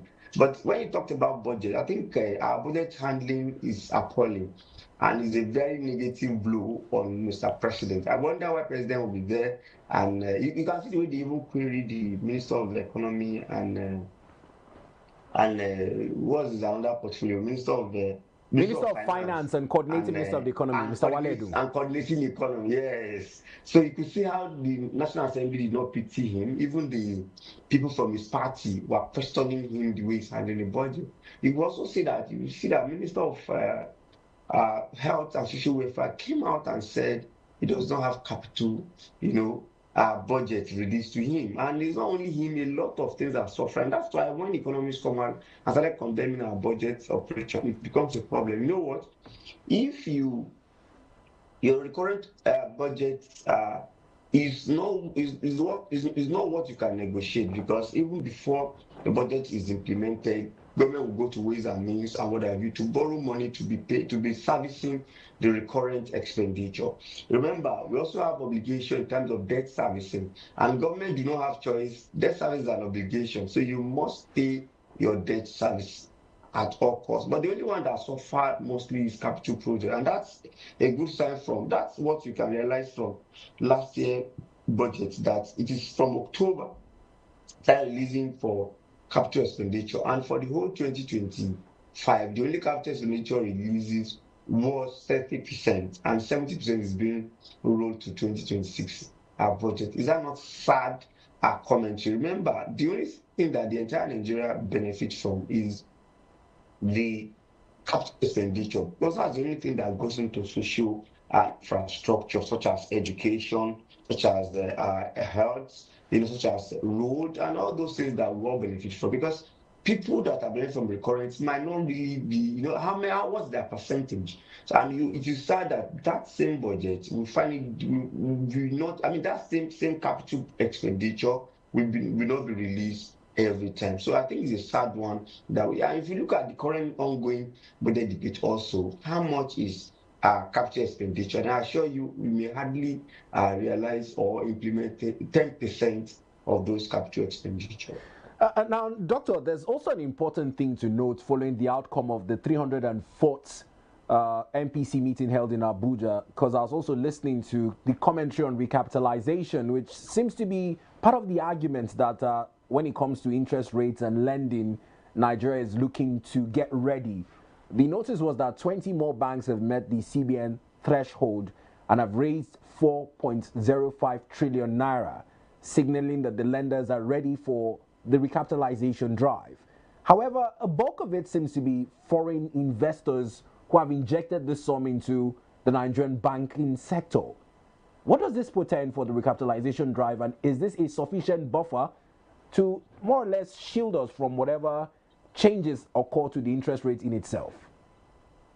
Right. So for me, I don't think there's Nigerian banks that cannot capitalize now, because if you look at the economy, sector that benefit more is the banking sector. So I don't see and it is open to them to go into the either stock exchange or get their partners. The one is just to make sure that the capital is available. I've only heard that 2 banks want to merge, and if you look at those 2 banks that want to merge, one is like a new bank, and the other one is going moribund, if I should say, and that's why they are coming to. Aside from that, I think every Nigerian banks are buoyant. But the question is I think there was a particular program I engaged CBN director, maybe director of monetary policy also, and the question I threw to him is that why don't you actually tell these banks or give them a kind of conditionalities that earmark a particular numbers of money for agriculture, earmark a particular amount of money for manufacturing sector. Don't allow them to borrow who they want to borrow, because if you do that, that simply means that they go for highest bidder. They prefer to borrow people that are doing oil and gas business money, while the real people who are going to work in the agricultural sector, in manufacturing sector, don't get that money borrowed. So until you monitor them and give them that condition that this so amount must go to agriculture, that's when we can actually achieve the economy we're expecting. But if you allow them to be giving it to who they want, even the interest rate has been reduced. They must also be monitored that they reduce the interest rates as expected, because they will say that the lag time before they will actually be able to adjust them will take some 3 months, some 2 months, so which is not work. So I think there must be much more level of monitoring, and banks must also borrow people that are doing real business money, not that bank himself venture into building an estate. Bank itself will go into some oil and gas, but they should borrow people, create capital for small businesses, create capital for agricultural sector, create capital for manufacturing sector, and also the conditionality also, that's from the microfinance perspective now. Sometimes when they want to borrow you money, they will tell you to go and bring fixed assets, go and bring car, go and bring, sometimes they even collect, so go and bring landed property, a house in the highbrow area. These are some things that is killing Nigerian business. But I need 300,000 naira. Why didn't I use, something little, why didn't I get a guarantor really stand for me so that I can use it to do business? But in the long run, every business needs capital to actually scale from small to medium, from medium to large scale. Well, Doctor, we must thank you for this insight into some of the stories that would shape our projections, particularly with reference to macroeconomic indicators, the directions of the Central Bank of Nigeria, the recapitalization drive, and how Nigerians can better prepare for the days ahead with these projections and the role elections play in terms of our policy directions as well. We appreciate you for joining the program, sir. Thank you for having me. Well, that was Dr. Aliu Elias, the MD, CSA advisory and economist and a political commentator. Well, back on the program this morning would also give you more insight into some political stories that dotted 2025. And following the Nigerian Association of the National Association of Nigerian Students election, there was an incident that saw the abduction and alleged torture of Comrade Atiku Abubakar Isa. And at the time, he was also taken into custody following some allegations he leveled against the son of President Bola Ahmed Tinubu, Sheikh Tinubu, and the Minister of Youth Development, Engineer Olawande Ayo Dele. Now, the Senate had set up an investigative committee to look into the allegations. The findings from the investigative committee have been reported. And this morning, we'll be looking to hear from Comrade Atiku Abubakar Isa on his take on the findings of the investigative report and what would be his stance going forward as it concerns involvements with the National Association of Nigerian Students. All of that to come after the break. Stay with us. The overall function of the parliament is adequate representation of their constituents in state echoes to federation. Removal of fuel subsidy, resources to critical sectors such as education and health. A call to unity and progress of the Federal Republic of Nigeria. NAS Unplugged is a program that will highlight topical issues from both chambers of the National Assembly, from bills, motions, and constituency projects. Guys have it. Catch the program on ADBN TV, Mondays, Wednesdays, and Fridays, as we bring you activities of the National Assembly as it affects the people. During the flood disaster in Maiduguri and its environs. For increase in the number of judges in the High Court of the Federal Capital Territory, Abuja. The eyes have it. NAS Unplugged, Mondays, Wednesdays, and Fridays at 8 p.m.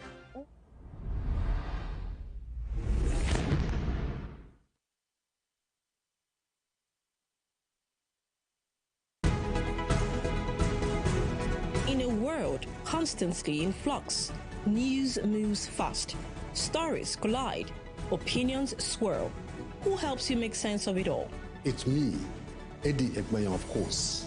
Every week, I take you beyond the headlines, cutting through the maze, asking the tough questions, and spotlighting the stories shaping our world. From politics to culture, business to global affairs, community pulse to everything that defines human existence, News Eddies brings you the currents that matter. Stay informed, stay ahead. Join me, ADBN, for News Eddies, 9 p.m. every Sunday on ADBN TV. Do you know what gamalin 20 is? It is a dangerous chemical pesticide never meant for human consumption. Sadly, some fishermen illegally use gamalin 20 to catch fish, poisoning not just the water, but the food on your plate. Here's how to spot fish caught with gamalin 20. Fish that look unusually fresh but stiff. A strange chemical smell, sometimes like kerosene, when cooked. Pale or bleached gills, peeling scales, or sunken eyes. Eating such fish can cause nausea, vomiting, and even damage your liver and kidneys. In severe cases, it can lead to life-threatening health complications. Remember, using Gamalin 20 for fishing is a crime. It harms people, rivers, and marine life. Protect your health. Buy fish only from trusted sellers. Report suspicious fishing practices to the authorities. Together, let's keep our waters safe and our meals healthy.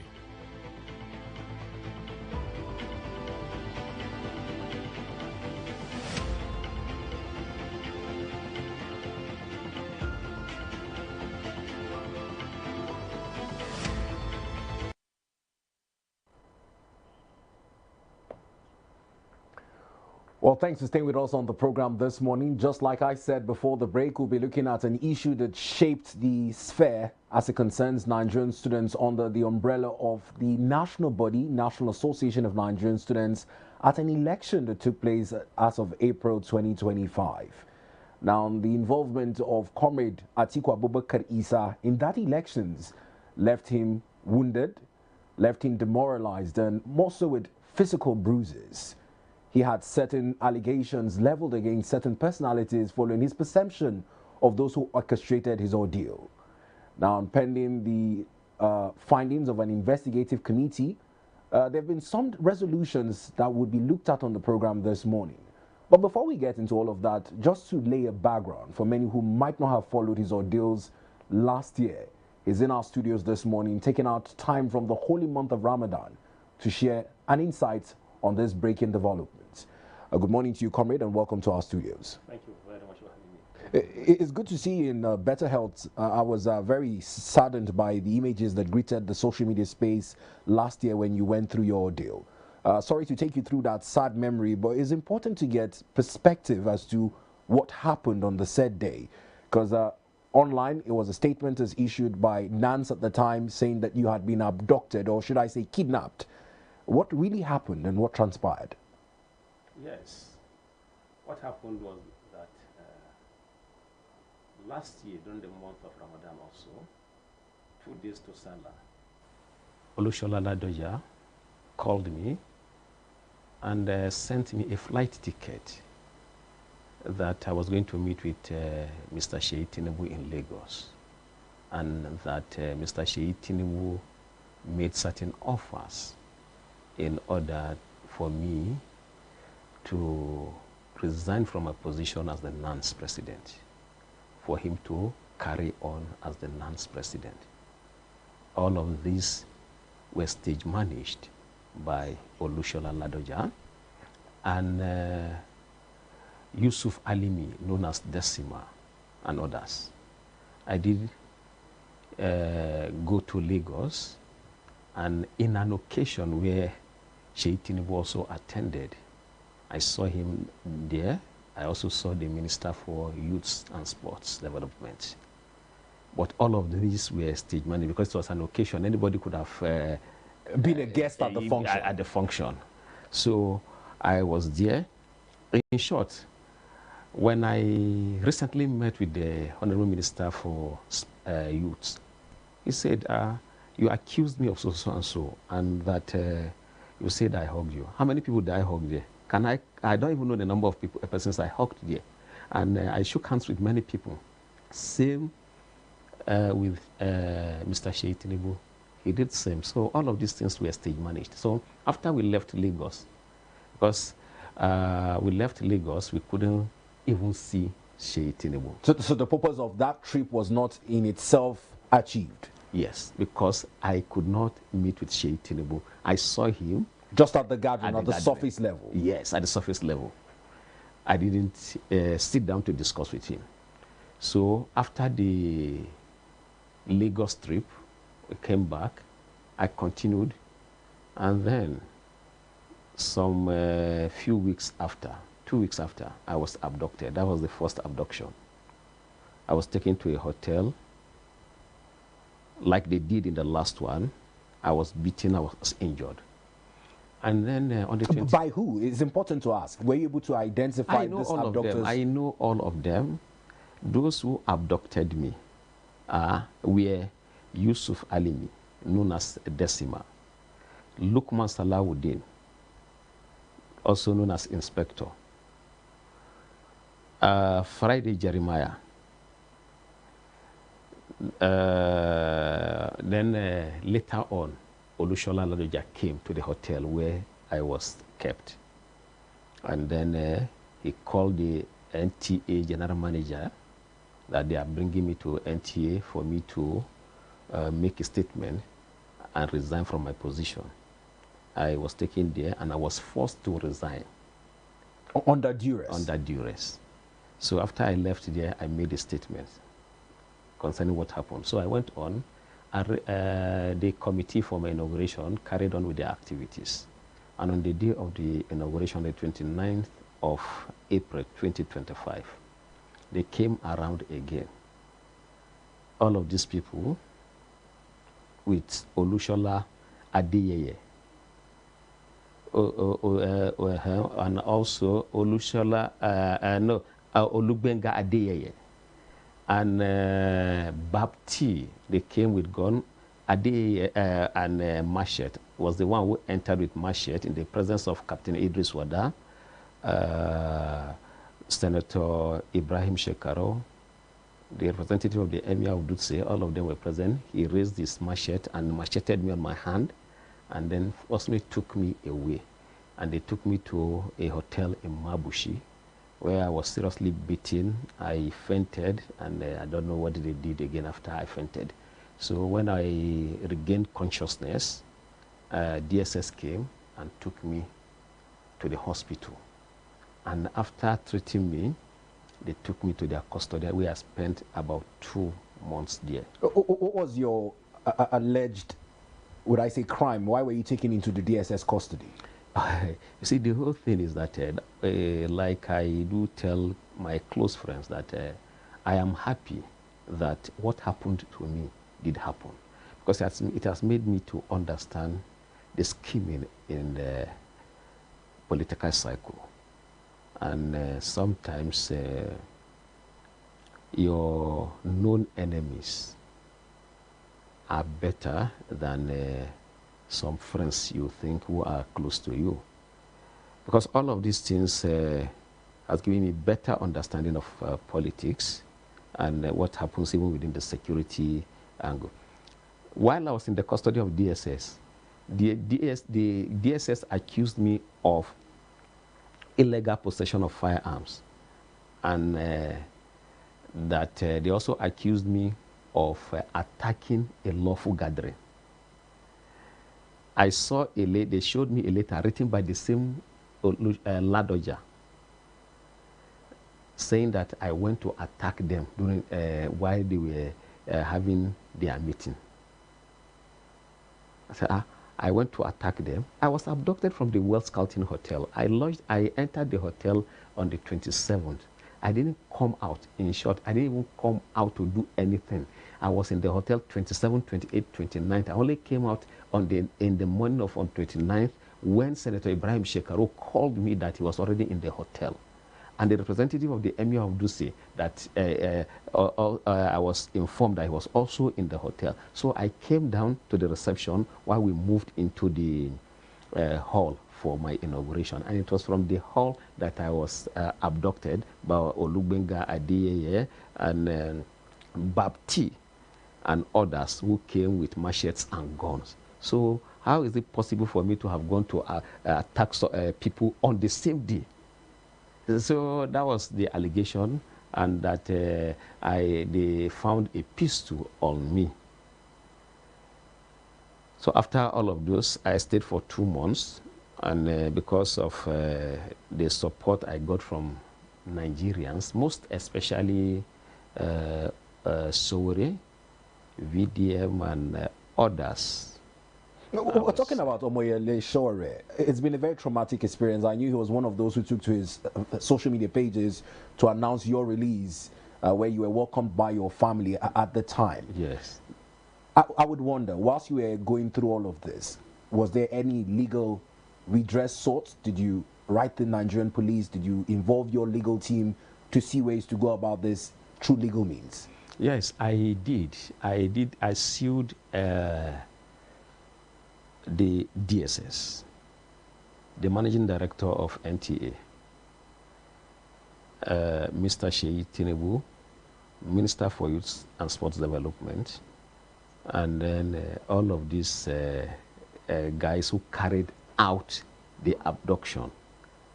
But because of the recent findings, I have asked my lawyers to halt that. We are supposed to be in court even this month. So I've asked him to halt because of the recent development. Now let's talk about those recent developments, because they seem to be shaping what you're going to do forward.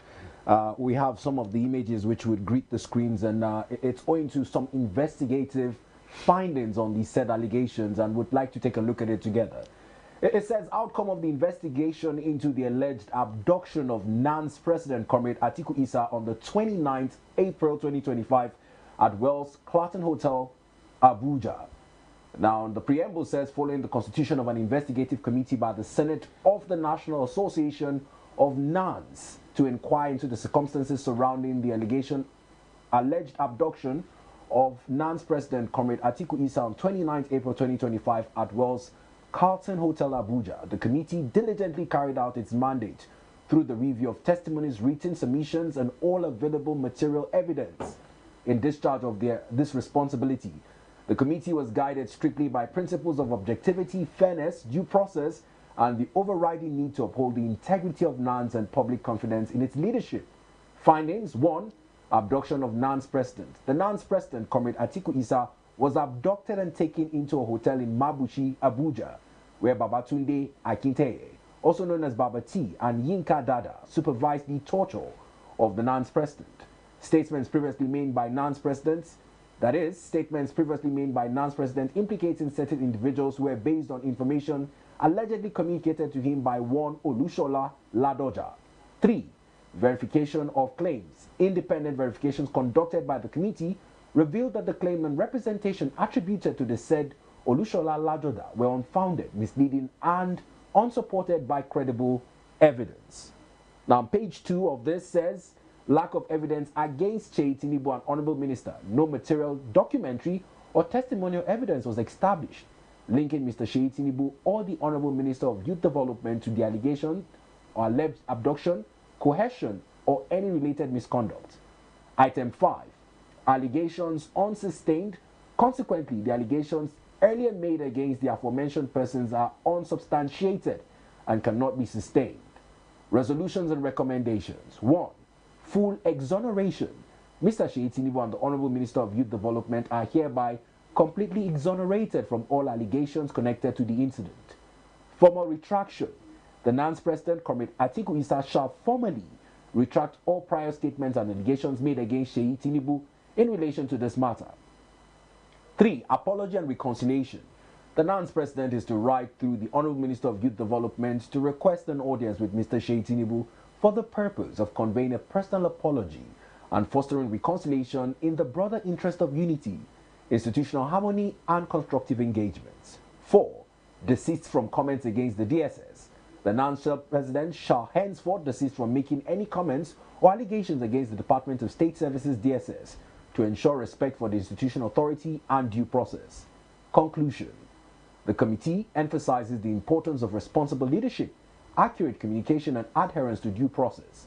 This report serves to correct prior misconceptions, exonerates innocent parties, and promote reconciliation, accountability, and integrity within the National Association of Nigerian Students, NANS.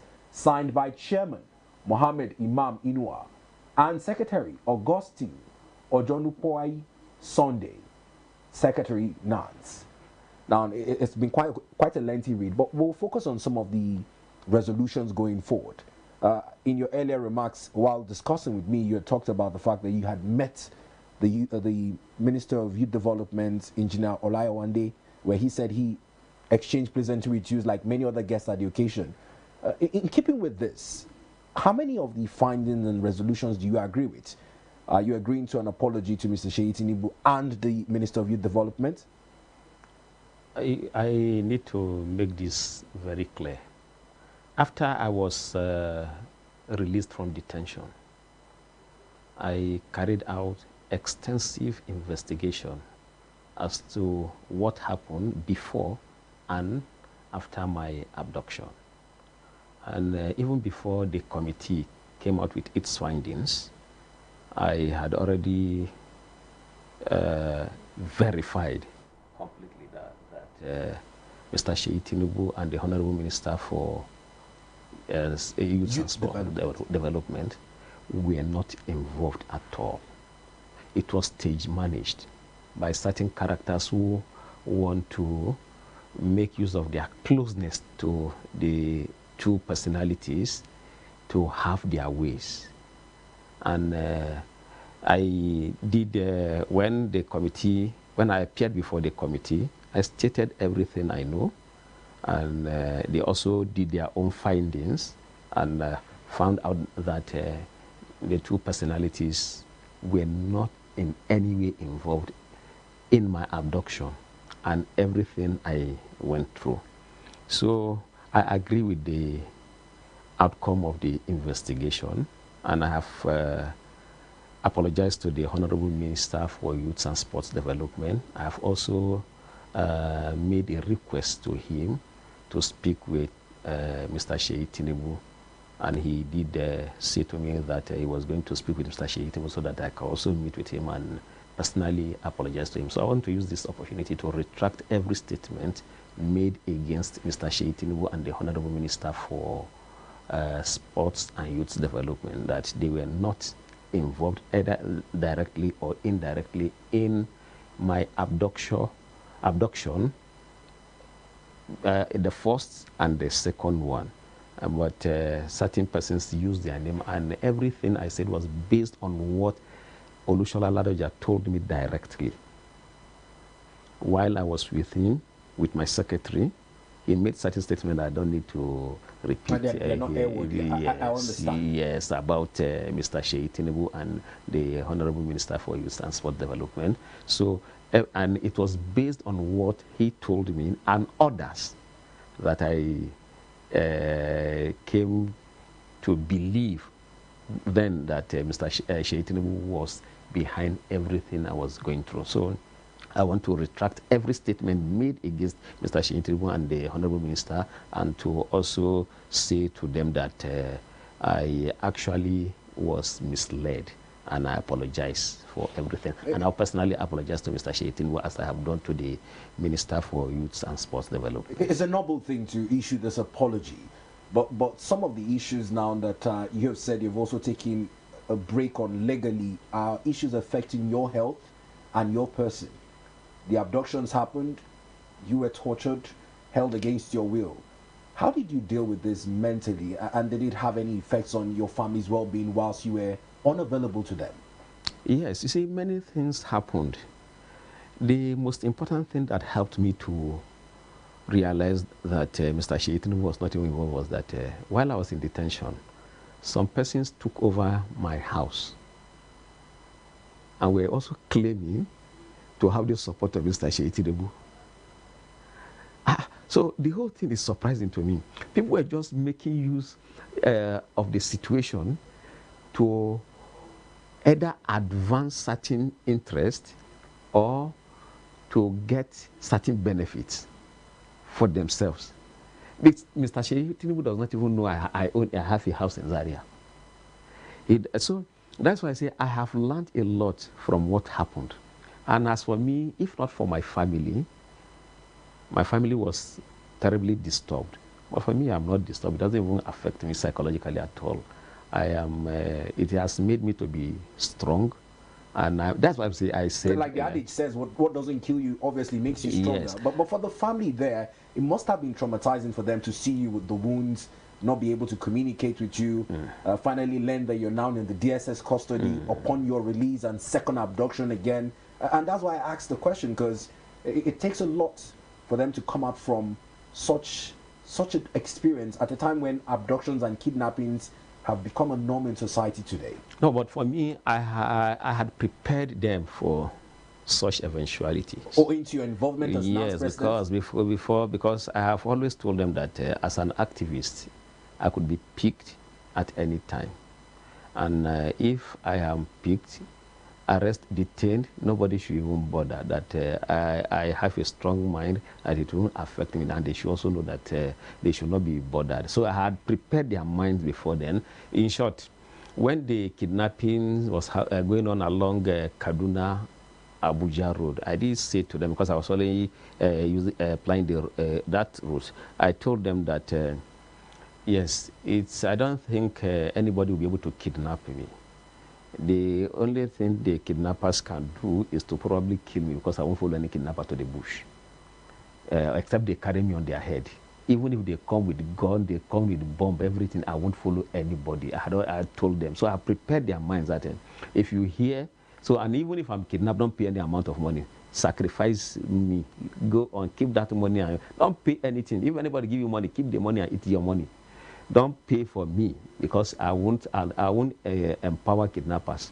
So they already know the kind of person that I am. And but they were bothered.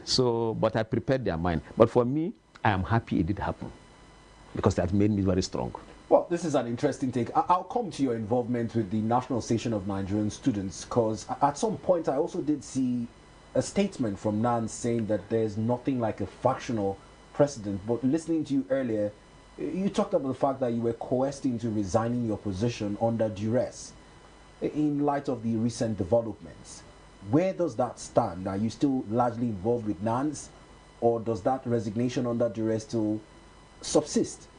No, I'm the current NANS president, and you see, NANS, like every other association, has a history. Let me take it from when it was the turn of the Southwest. The current SSA to the president on students and youths, Sunday Ashefo, was NANS president when it was the turn of the Southwest. The same Olushola Ladoja contested against Sunday Ashefo. Sunday Ashefo defeated him. And usually it's a constitutional provision that the NANS presidency is usually zoned. Southwest, Southeast, South-South, North-Central, and the rest. So when it left Southwest, came to Zone A. That it is, we call it zone. We usually zone A, B, C, D, E, and F. Before it stopped, it's zone A to D. But the constitutional amendment will now have E and F. So when he contested in zone D, he lost. Olushola Ladoja lost to Sunday Ashefo. Then Sunday Ashefo, after Sunday Ashefo, Usman Barambu, he came to the turn of the zone A. Usman Barambu won. Usman Barambu, after his own tenure, it went to zone B. And OB won. And after OB, they turned zone B to zone C, North Central. I won. So how can Ladoja, who is a Yoruba guy from Southwest, claim to be NANS president? After my tenure now, the Southwest will be producing the NANS president. That is zone D. So it's not even possible. It's zone A, B, C, D, E, F. And now the next NANS president will be a Yoruba guy. So if you see anybody that's not Yoruba, he cannot claim to be NANS president.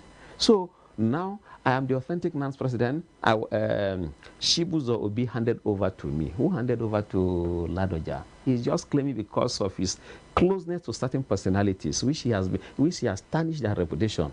Because he's the one that caused all of this problem that we are talking about, all of these things. Because he will show me evidence of his closeness to Mr. Sheyi Tinubu, pictures and all of these things. And then saying that, okay, this is what Mr. Sheyi Tinubu has said. This is the position of Sheyi Tinubu. And you know that the position of Mr. Sheyi Tinubu is the position of the president. But the NANS presidentship is an elective position. Yes. And it's tenured. Yes. So under the current arrangement, you have talked about the zoning. What is the arrangement for the conduct of elections? What is the term of the tenure? And this transition you're talking about, when is the next transition period? You see, we are going for a pre-convention now. After the pre-convention, you have less than 3 months to hand over to the next elected officers. So now we are talking about the next election. So it's usually... So have you served your 1 year tenure? Yes, I've served my 1 year tenure. You usually have 3 to 6 months at most to conduct election. Now, I quite understand that it's been a much sought after position owing to its relevance within the students' space. and more so because of what I say, the interpretations of how much of an elective power students have that also influences larger general elections, like the forthcoming 2027 election as well. Is this why these tussles are coming? What's the position on the role of NANS going into other elections besides even the NANS election in itself, in your view? You know, the largest youth organization is NANS. And these are vibrant youths who are highly intelligent. But over the years, it has been taken over by touts, thugs, and cultists. And that was why I was called upon. I had done my master's, my first degree in computer science, second degree information science, before studying law now. While I was studying law, that was when I was called upon to contest. I never intended to contest for any position in the student body, but I was called upon to sanitize NANS because it was taken over by cultists. And my friends who knew me back then as a student leader knew that I was never involved in cultism. So I was called upon to sanitize the organization. And you know, there's usually a consequence. The cultists were not happy, the touts were not happy. These are the people, anytime you see NANS convention, they go about with guns, cutlasses, and all of these things. So, but we have the little we have done has been able to help sanitize the situation, and the next convention will not be like that again. You will not be hearing gunshots like that again, because except if the security agencies will compromise. Because we send their names to them as they are coming. We tell them the bosses that are carrying guns and those that are carrying cutlasses. If they refuse to act, then it is the fault of the security agencies, because we know these guys. And I'm saying this on a live television. We know these guys. So we know them, and we have been able to stop them from carrying out all these evil acts. But we need the support of the security agencies to be able to completely eliminate them from NANS. And because some bad politicians always recruit them for thuggery, that's why you see the NANS election is usually heated up. That's the reason for it, because politicians will always want to have the support of NANS comrades. Now, I'm also interested in your achievements during your tenure as NANS president, particularly on this anti-cultism campaign across campuses. Do you have data to back some of the efforts you have made in sanitizing the campus environment from cultist-related activity? You see, there are no data because, you know, I was incarcerated, I was abducted, I was hospitalized. But what we have been able to do is at the national level, and on the campus, it is not as bad as what you have on the national level, because at the national level, you have these guys who also serve as assassins. They are deadly. So these are the people we have been able to engage directly and to see that they don't carry on with their activities again. And because of the revelations which we have made, some of them are very afraid. They have even some of those who abducted me, majority of them have reached out to me to see that they want peace, because they don't want me to continue to expose them. So that's the major achievement. But the other side where we have not been able to record much success is with the examination bodies, because the heads of the examination bodies are not cooperating. You see the rate of examination malpractice, I mean WAEC, NECO, and the rest, with the exception of JAM, all these examination bodies, in short, personally, I feel they should be arrested and prosecuted, because results, answers are usually written on the blackboard, usually all schools. There's some miracle centers. It's not usually miracle again, because virtually all schools in Nigeria, virtually all schools. I tell you this, go on the street and ask SS2, SS3 students, just ask them simple arithmetic, give them simple arithmetic, they can solve. Ask them, you see somebody with A1 in mathematics, ask the person the loss of indices, you won't even know what what you are talking about. You ask somebody with A1 in chemistry, he doesn't even know what organic chemistry is talking about. He doesn't know anything simple. You say H2SO4, he doesn't even know what you're talking about. So this is the greatest challenge that we have in this country. The WAEC, NECO, the heads of these examination bodies are supposed to be arrested and prosecuted because they allow these things to continue. And when we try, you see, there's nothing we can do. You try to enlighten them and you try to engage them. They are not interested because they get money. You pay more money. See, usually most of the schools, when you pay money for WAEC, you also pay money for answers to be written for you on the blackboard. So, and they are destroyed. See, the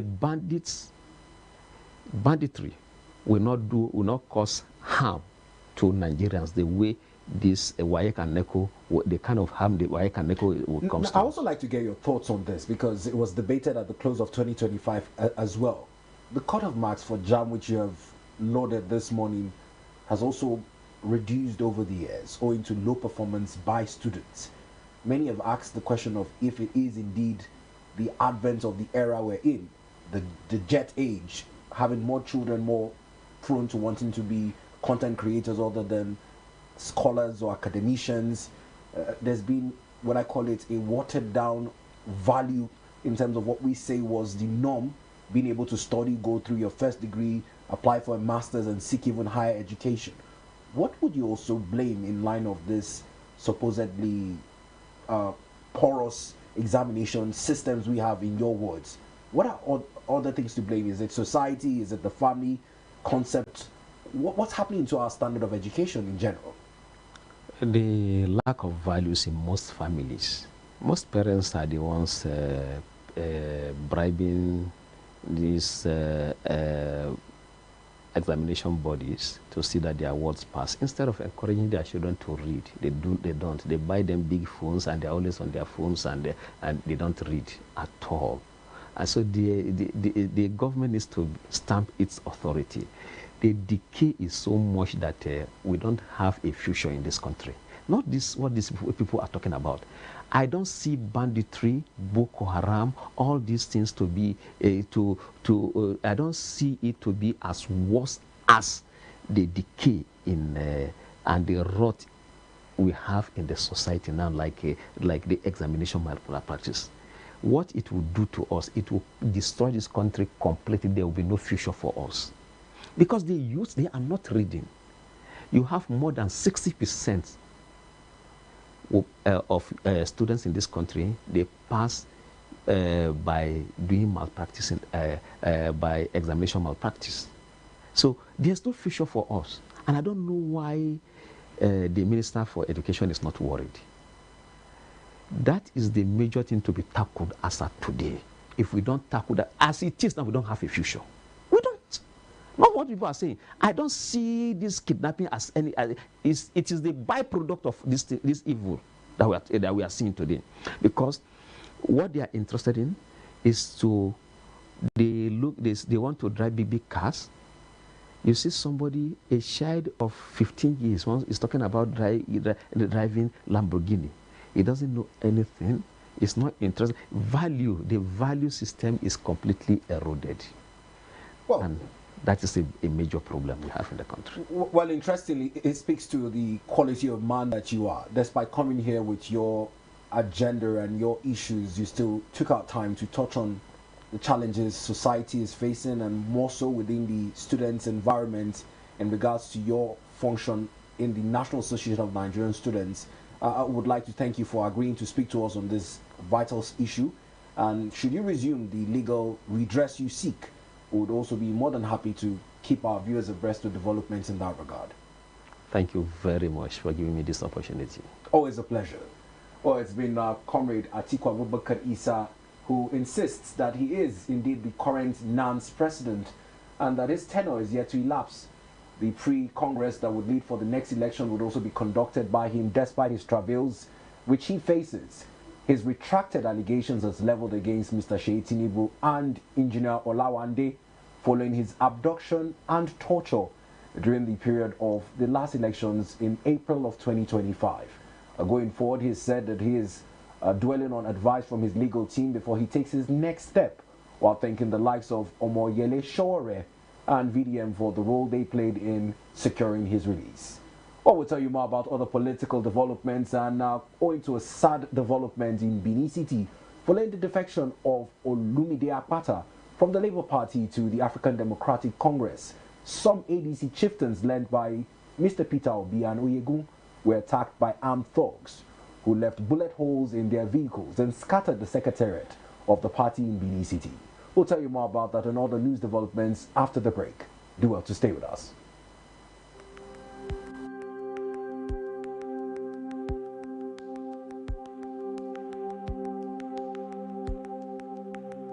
Welcome to the Niger Delta, a region of incredible beauty and stark contrast. From its breathtaking landscapes to its rich cultural heritage, this is a place where history and modernity collide. But beneath this serene surface lies a story of struggle and resilience. The Niger Delta is the lifeblood of Nigeria's economy, home to vast oil reserves that fuel the nation, yet it is a land where the people fight for their share of the wealth. Join us on the program Niger Delta Today as we explore the heart of the Niger Delta, discover the vibrant cultures, the struggles for environmental justice, and the stories of the people who call this place home. This is the Niger Delta, a land of contrast, a story of resilience, a journey of hope. Don't miss our exclusive series, Niger Delta Today, every day at 12 noon, only on ADBN TV. Witness the untold stories, experience the journey, be part of the change.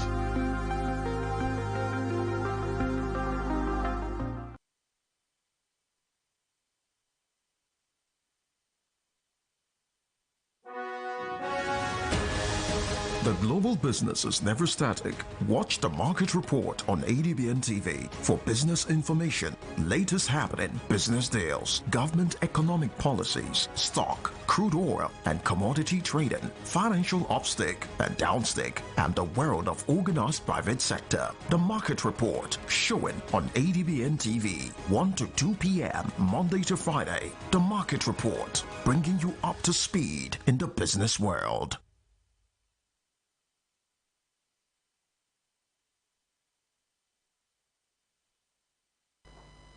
Well, thanks for staying with us on the program this morning. Like I said before the break, a number of news outlets did report that sad incidents following the attack on the ADC contingents and chieftains in Benin City following the defection of Mr. Olumide Akpata. We'll revisit the front page of some of the newspapers this morning as we show you some of the assets following the aftermath of that attack. Glass shattered and bullet hole left. One of such coverage was given to these incidents by the Daily Trust newspaper.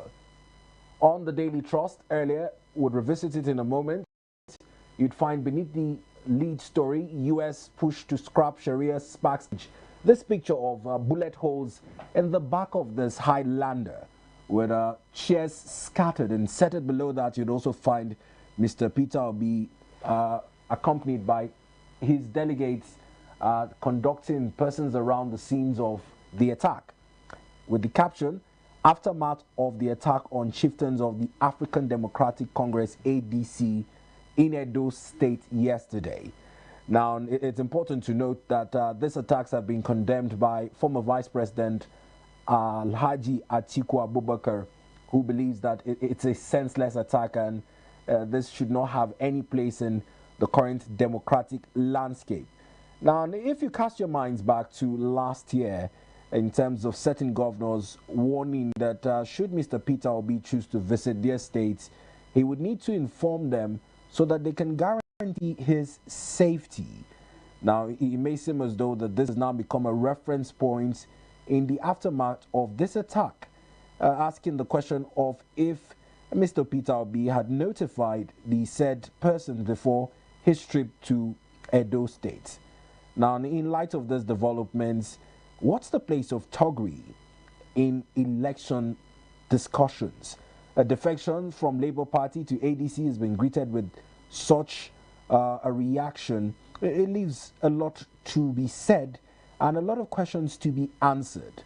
Is there an investigation ongoing into this? What is the police in Edo State saying about it? Part of the other discussions which are being had. Now, many have also looked at it as narrow escape. Let's cross over to the Vanguard newspaper. The Vanguard newspaper actually had that as its lead story. And it goes on to lead with that, saying how we escaped assassination in Benin. You'd find that picture recurring again with narrow escape. Now, to discuss this and many more on the programs, we'd like to have a security experts who would also look at the rejig at the top of the leadership of the Nigerian police force. We're joined by Dr. David Okoro, the Chief Security Strategist with the International Institute of Security and Governance Studies, Abuja. Dr. David, good morning to you, and thanks for joining us on the program this morning. ADBN, how are you today? Doing very well, sir. Thanks for asking. Just to make the correction that the name is Okoro. Okoro. Dr. David Okoro. Thanks for that correction. Now, Doctor, before we delve into the Benin attack on the ADC, let's talk about, first off, a resignation which to many say didn't come as a shock owing to the expiration of his tenure. IGP Kayode Egbetokun had seen a number of protests against him following amendments to the Police Act of 2020 and over allegations linking some monies meant for the Anambra security votes to his son. What do you make of these resignations? People feel that it was a mutual agreement between him and the president. Others feel it was linked to some of the narratives which I just informed you about.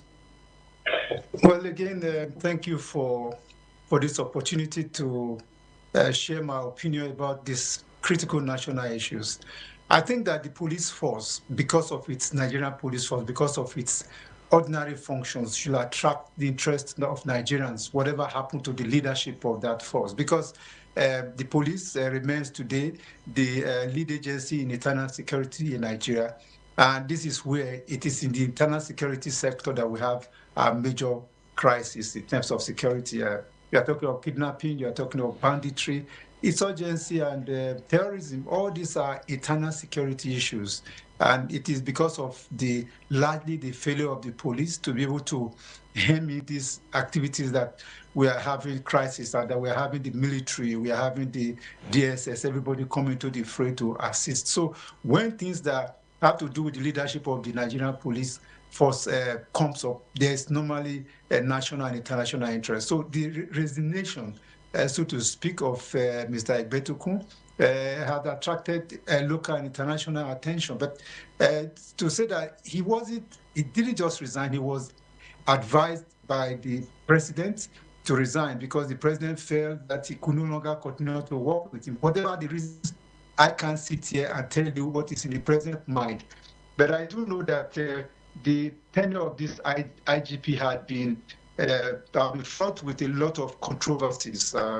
Either you are talking about money, so you are talking about elongation of tenure, you are talking about retirement age being exceeded and all that. And I think that the right thing just to do, because there was a lot of distractions for him as an IGP, was to have asked him to just go home and rest. And then there is also the issue of his health. And all that was brought into bear. But I think that the president took the right step by asking him to resign, so that other officers also who are competent, equally competent, and are good to do the job can come in and see what they can do in these circumstances. Well, talking about other officers who are competent to fill his shoes, it's important to state that AIG Olatunji Disu has been nominated by the president. This is subject to confirmation by the Police Service Council and the Senate, of course. What do you make of the person of Olatunji Disu and his years of experience in the police force as a replacement for the outgone IGP Kayode Egbetokun? I must say that to start, I hope you can hear me. Yes, loud and clear. Carry on, please.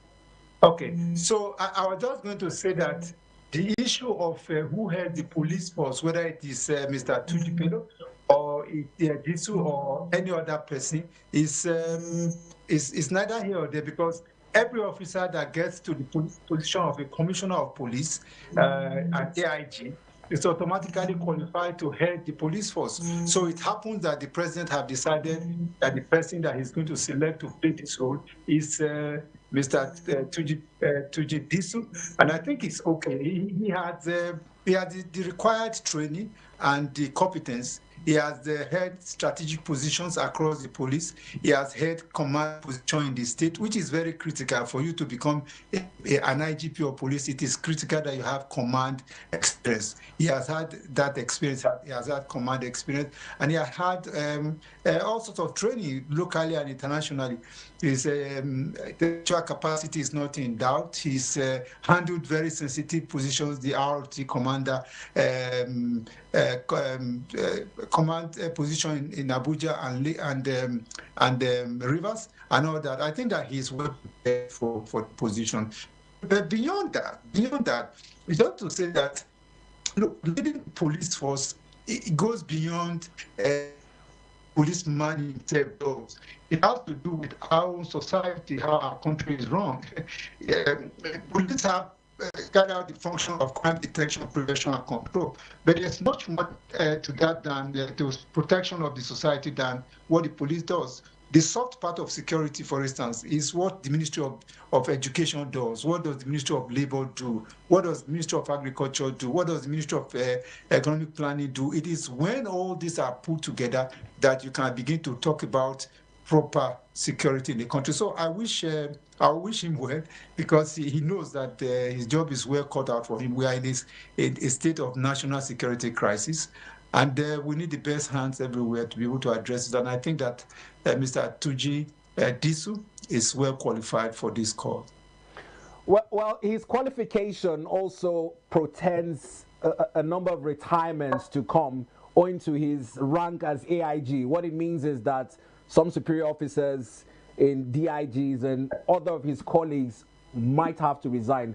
A number of such persons are DIG Frank Mba, who was also purported to be a likely replacement for Kayode Egbetokun. What do you make of this compulsory resignation that usually follows the promotion of lower ranking officers in a regimented force like the police? Well, it is a tradition. It's a tradition in the security services. When a lower ranking person is appointed, or it means that the senior, it's not compulsory that they must retire, but it is a tradition that if you are a lower ranking person and you are appointed, the people that are your senior, or maybe even your mates will have to leave, depending, of course, on the approval of Mr. President. So I don't think it's a new thing. For Frank Uba, I can't remember whether Mr. Frank Uba served as held the position of a state command.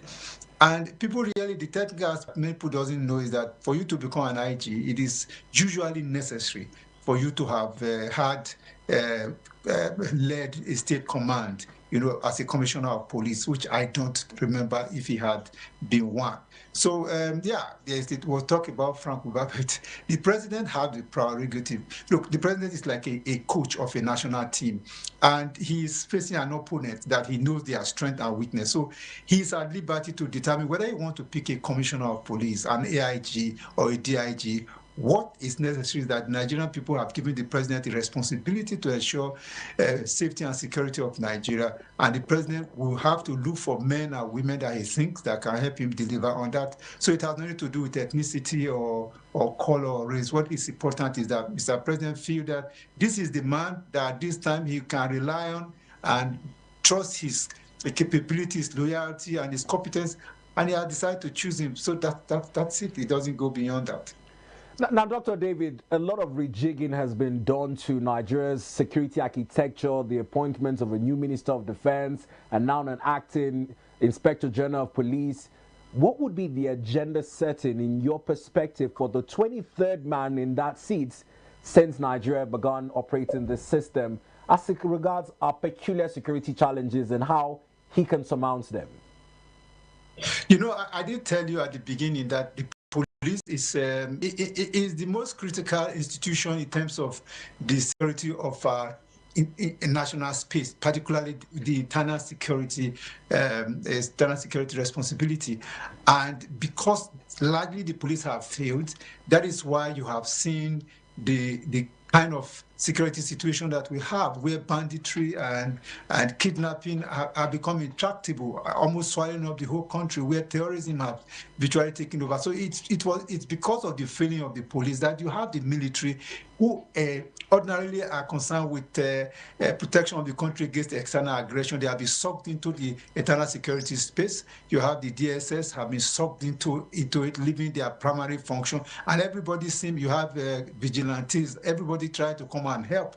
So the work of for Mr.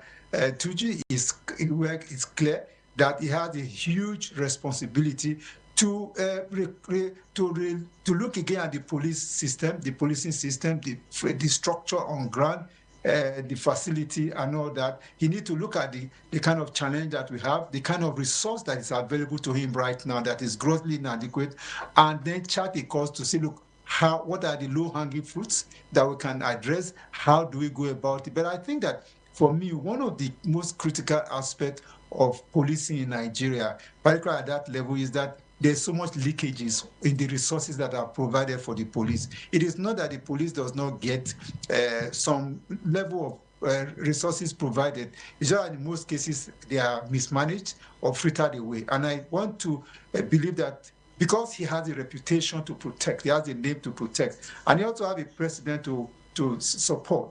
This is an election year. The police must sit up so that this issue of insecurity can be addressed before you are talking about a general election. Because as long as security continues to be a major issue on the national burner and the police is not able to take effective control, then it's going to impact the chances of Mr. President in the 2027 elections. And I think that is why the president have decided that he needs a new kid on the block who have energy and ideas and resources to address. The second, of course, is that the proper placement of men in the police force. I can't talk about recruitment now because it's a short period, but the placement of men, making sure that the round peg are in the round holes around the country, proper placement. There is a lot of, by the way, a lot of pressure on IGP.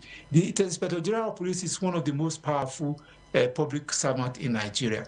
And also he has a lot of pressure from all sorts of people, politicians, the villa, traditional institutions, all sorts of people are always on his neck. But I think that one of the areas he will have to deal with is what we call influence management. He has to be able to manage influence properly, otherwise he will be distracted. It's very easy to be distracted in that position because of the counter influences and all sorts that will come to him. So I think that he has been, look, he was once PSO1, I think, to this Egbetokun, and so he has been close to what happens on the 7th floor. By the way, the 7th floor is the location, the location of the IGP in the police building. So he knows the politics of the 7th floor, and I think that he should be well prepared to address it. But I want to say that he is coming, one of the few good, I think, the appointment by the president, just like he appointed the DG of DSS, and everybody thought he's a good one.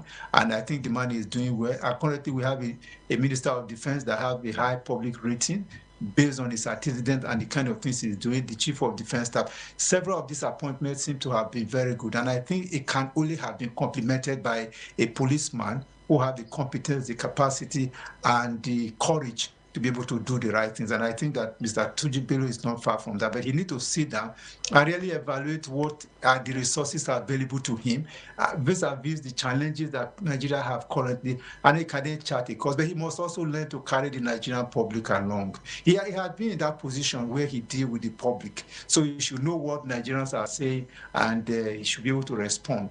And I think equally that the issue of getting down to the community, strengthening the community security level should be critical for him, because crime is local, and so if he can strengthen the local community to provide security at that level, because the policemen are few, but we have a huge number of young people that are ready to support the police to provide security at the community level. I think he should take advantage of that opportunity right now and seek ways of strengthening. I'm not saying just community policing, but I'm talking of community security, whereby we have what I call a democratized security system.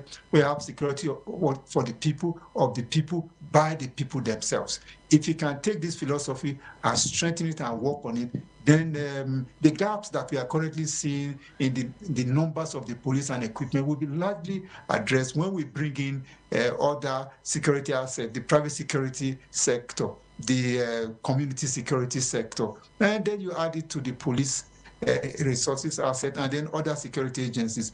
I think with that and the confidence that people have in him coming, I think he can achieve a lot, because the last administration was fraught with so much controversies. Indeed, controversies indeed. Now, because of time, sir, let me just add this while you look to conclude your thoughts, because part of the challenges which you've brilliantly outlined affecting the Nigerian police force has also been blamed on an outdated regulations. The last time it was reviewed was 1968. Now, we had the Police Act 2020, which repealed the 1943/2002 Act. But people argue that if we are to achieve a rights-based policing, democratic policing like you're saying, we need to update the day-to-day modus operandi of the police, which, if the last time was reviewed was 1968, it would leave for some police officers to act the way they do with all impunity. What do you make of this argument, sir? Well, so that's going to have to be a medium and long-term intervention. But we are talking about the short term. If you are looking at reviewing the Police Act or such other regulations, it will take a while. So we really want to focus on what are the immediate things we can do to stem the rise and sophistication of insecurity, while we are thinking about looking at the laws that exist. But our major thing is to make sure that we are able to deal with the big elephant in the room, or at least stem it from growing much more than it is now. But any other regulation that is required the police can work very effectively within the context of the current regulation. It doesn't disturb what they are supposed to do. Yeah, to make it finer, more effective, yes. But the immediate requirement we need to do is to, within the context of the regulations and the legislations we have, and the asset that is on the ground, it is man management that he has to deal with. It's material management that Mr. Diso have to deal with. It's man management. And like I said, influence management is also very key. How do you deal with members of National Assembly that want to feast on the resources available to the police? How do you deal with traditional rulers? How do you deal with, in fact, the ordinary Nigerian that have, and then the civil society that are forever screaming and all that? So these are really going to have to be his own responsibility, sitting down and jogging all this together. All right. And I pray that God will help him and give him the courage and the wisdom that he requires to do a good job. We do need right now to have a police force that is led competence, and so that we can have success in our country. The state of insecurity in our nation is not good for us. All right. On the state of insecurity, just in closing, if you can, in less than 2 minutes, I'd like your reactions to the attack in Benin City involving the ADC Secretariat, where the defection of Olumide Akpata from Labour Party to ADC was met by thugs invading the Secretariat, leaving vehicles riddled with bullets and scattering the peace that before their arrival was serenading the environment. Many argue that it could be tied to instructions that Mr. Peter Obi needs to inform certain governors prior to his arrival in their states to guard against such occurrences. Many argue that this is in contrary to the provisions that allow for freedom of movement and association. Dr. David, in your expertise, what's the case here and how can it be better handled by the police? No. I felt very sad, very, very sad when I heard that happen. Edo State used to be a state where you hear good news, you hear of development, you hear of creativity, innovation. But for what Edo State have turned it to is very painful for me. I mean, you virtually are now having a state where all you hear about most times are the wrong news about a great people. Edo State is still made up of highly intellectual, respectable people. If Obi comes to Edo State, how does that cause problem for anybody? If somebody decides to defect all over the country, we've had how many governors that have defected to APC from other parties? They didn't create mayhem. So why is it that somebody is visiting Edo State? And I would think that the governor really needs to do something about this, because it's not good for us to see Edo State as a state of where violence have taken over, where criminal people are all over the place. If Mr. Olumide Akpata decides to defect to a party, so what? So what all the government of Edo State need to do is to deliver the dividend of democracy. And if they do that, Edo people will continue to be with them. This incident has once more put a smear on the reputation of the government of Edo State as a government that is superintending over a state of violence. And that is not what Edo is known for. So I will it's not a police function at all. This is a political issue. Even if you go ahead and arrest people, well, yes, that should be what the police should do. But this is a political action. And I think that it should be dealt with at the political level, where the governor should be able to rein in his people to say, look, allow this thing to, because if there are crises that and it becomes a major civil conflagration, it will consume the state. So things like this must be prevented from escalating up to the point of using firearms, and all that. I think it's not a decent thing. And maybe the commissioner of police will need to sit down with the governor, and then the DSS will need to sit down with the governor and his people to let them know the implication of allowing violence like this to happen, because you can know when it starts or how it starts. You might not know how it ends. And what it means is peace in order for that to progress. Thank you very much, Dr. David Okoro, for your objectivities this morning and inputs to the issues discussed. We appreciate you. My pleasure always, ADBN. God bless you all. Bless you too, sir. Well, Dr. David Okoro is the Chief Security Strategist, and he's also with the Institute of Security and Governance Study, Abuja. This is where we draw the curtains to a close on our current affairs-driven discussions on the program this morning. Do note that this whole episode is available for you to rewatch it on our YouTube channel at ADBN_TV. My name is Beat O'Brien, thanking you for being a part of the program. At the top of the hour, Abuja Sports Editor will be in the studio to relive some of the highlights from the UEFA Champions League knockout phase, with Bodo Glimt appearing to be this season's giant killer as they defeated Inter Milan both home and away to progress to the round of 16. So did Bayern Leverkusen and Atletico Madrid. A one-man saddled with this responsibility, Mr. Samuel Adeleke, will take you through it and the fixtures as lined up for tonight's knockout round phase 2. Do well to stay tuned. Do you know what gamalin 20 is? It is a dangerous chemical pesticide never meant for human consumption. Sadly, some fishermen illegally use gamalin 20 to catch fish, poisoning not just the water, but the food on your plate. Here's how to spot fish caught with gamalin 20. Fish that look unusually fresh but stiff. A strange chemical smell, sometimes like kerosene, when cooked. Pale or bleached gills, peeling scales, or sunken eyes. Eating such fish can cause nausea, vomiting, and even damage your liver and kidneys. In severe cases, it can lead to life-threatening health complications. Remember, using gamalin 20 for fishing is a crime. It harms people, rivers, and marine life. Protect your health. Buy fish only from trusted sellers. Report suspicious fishing practices to the authorities.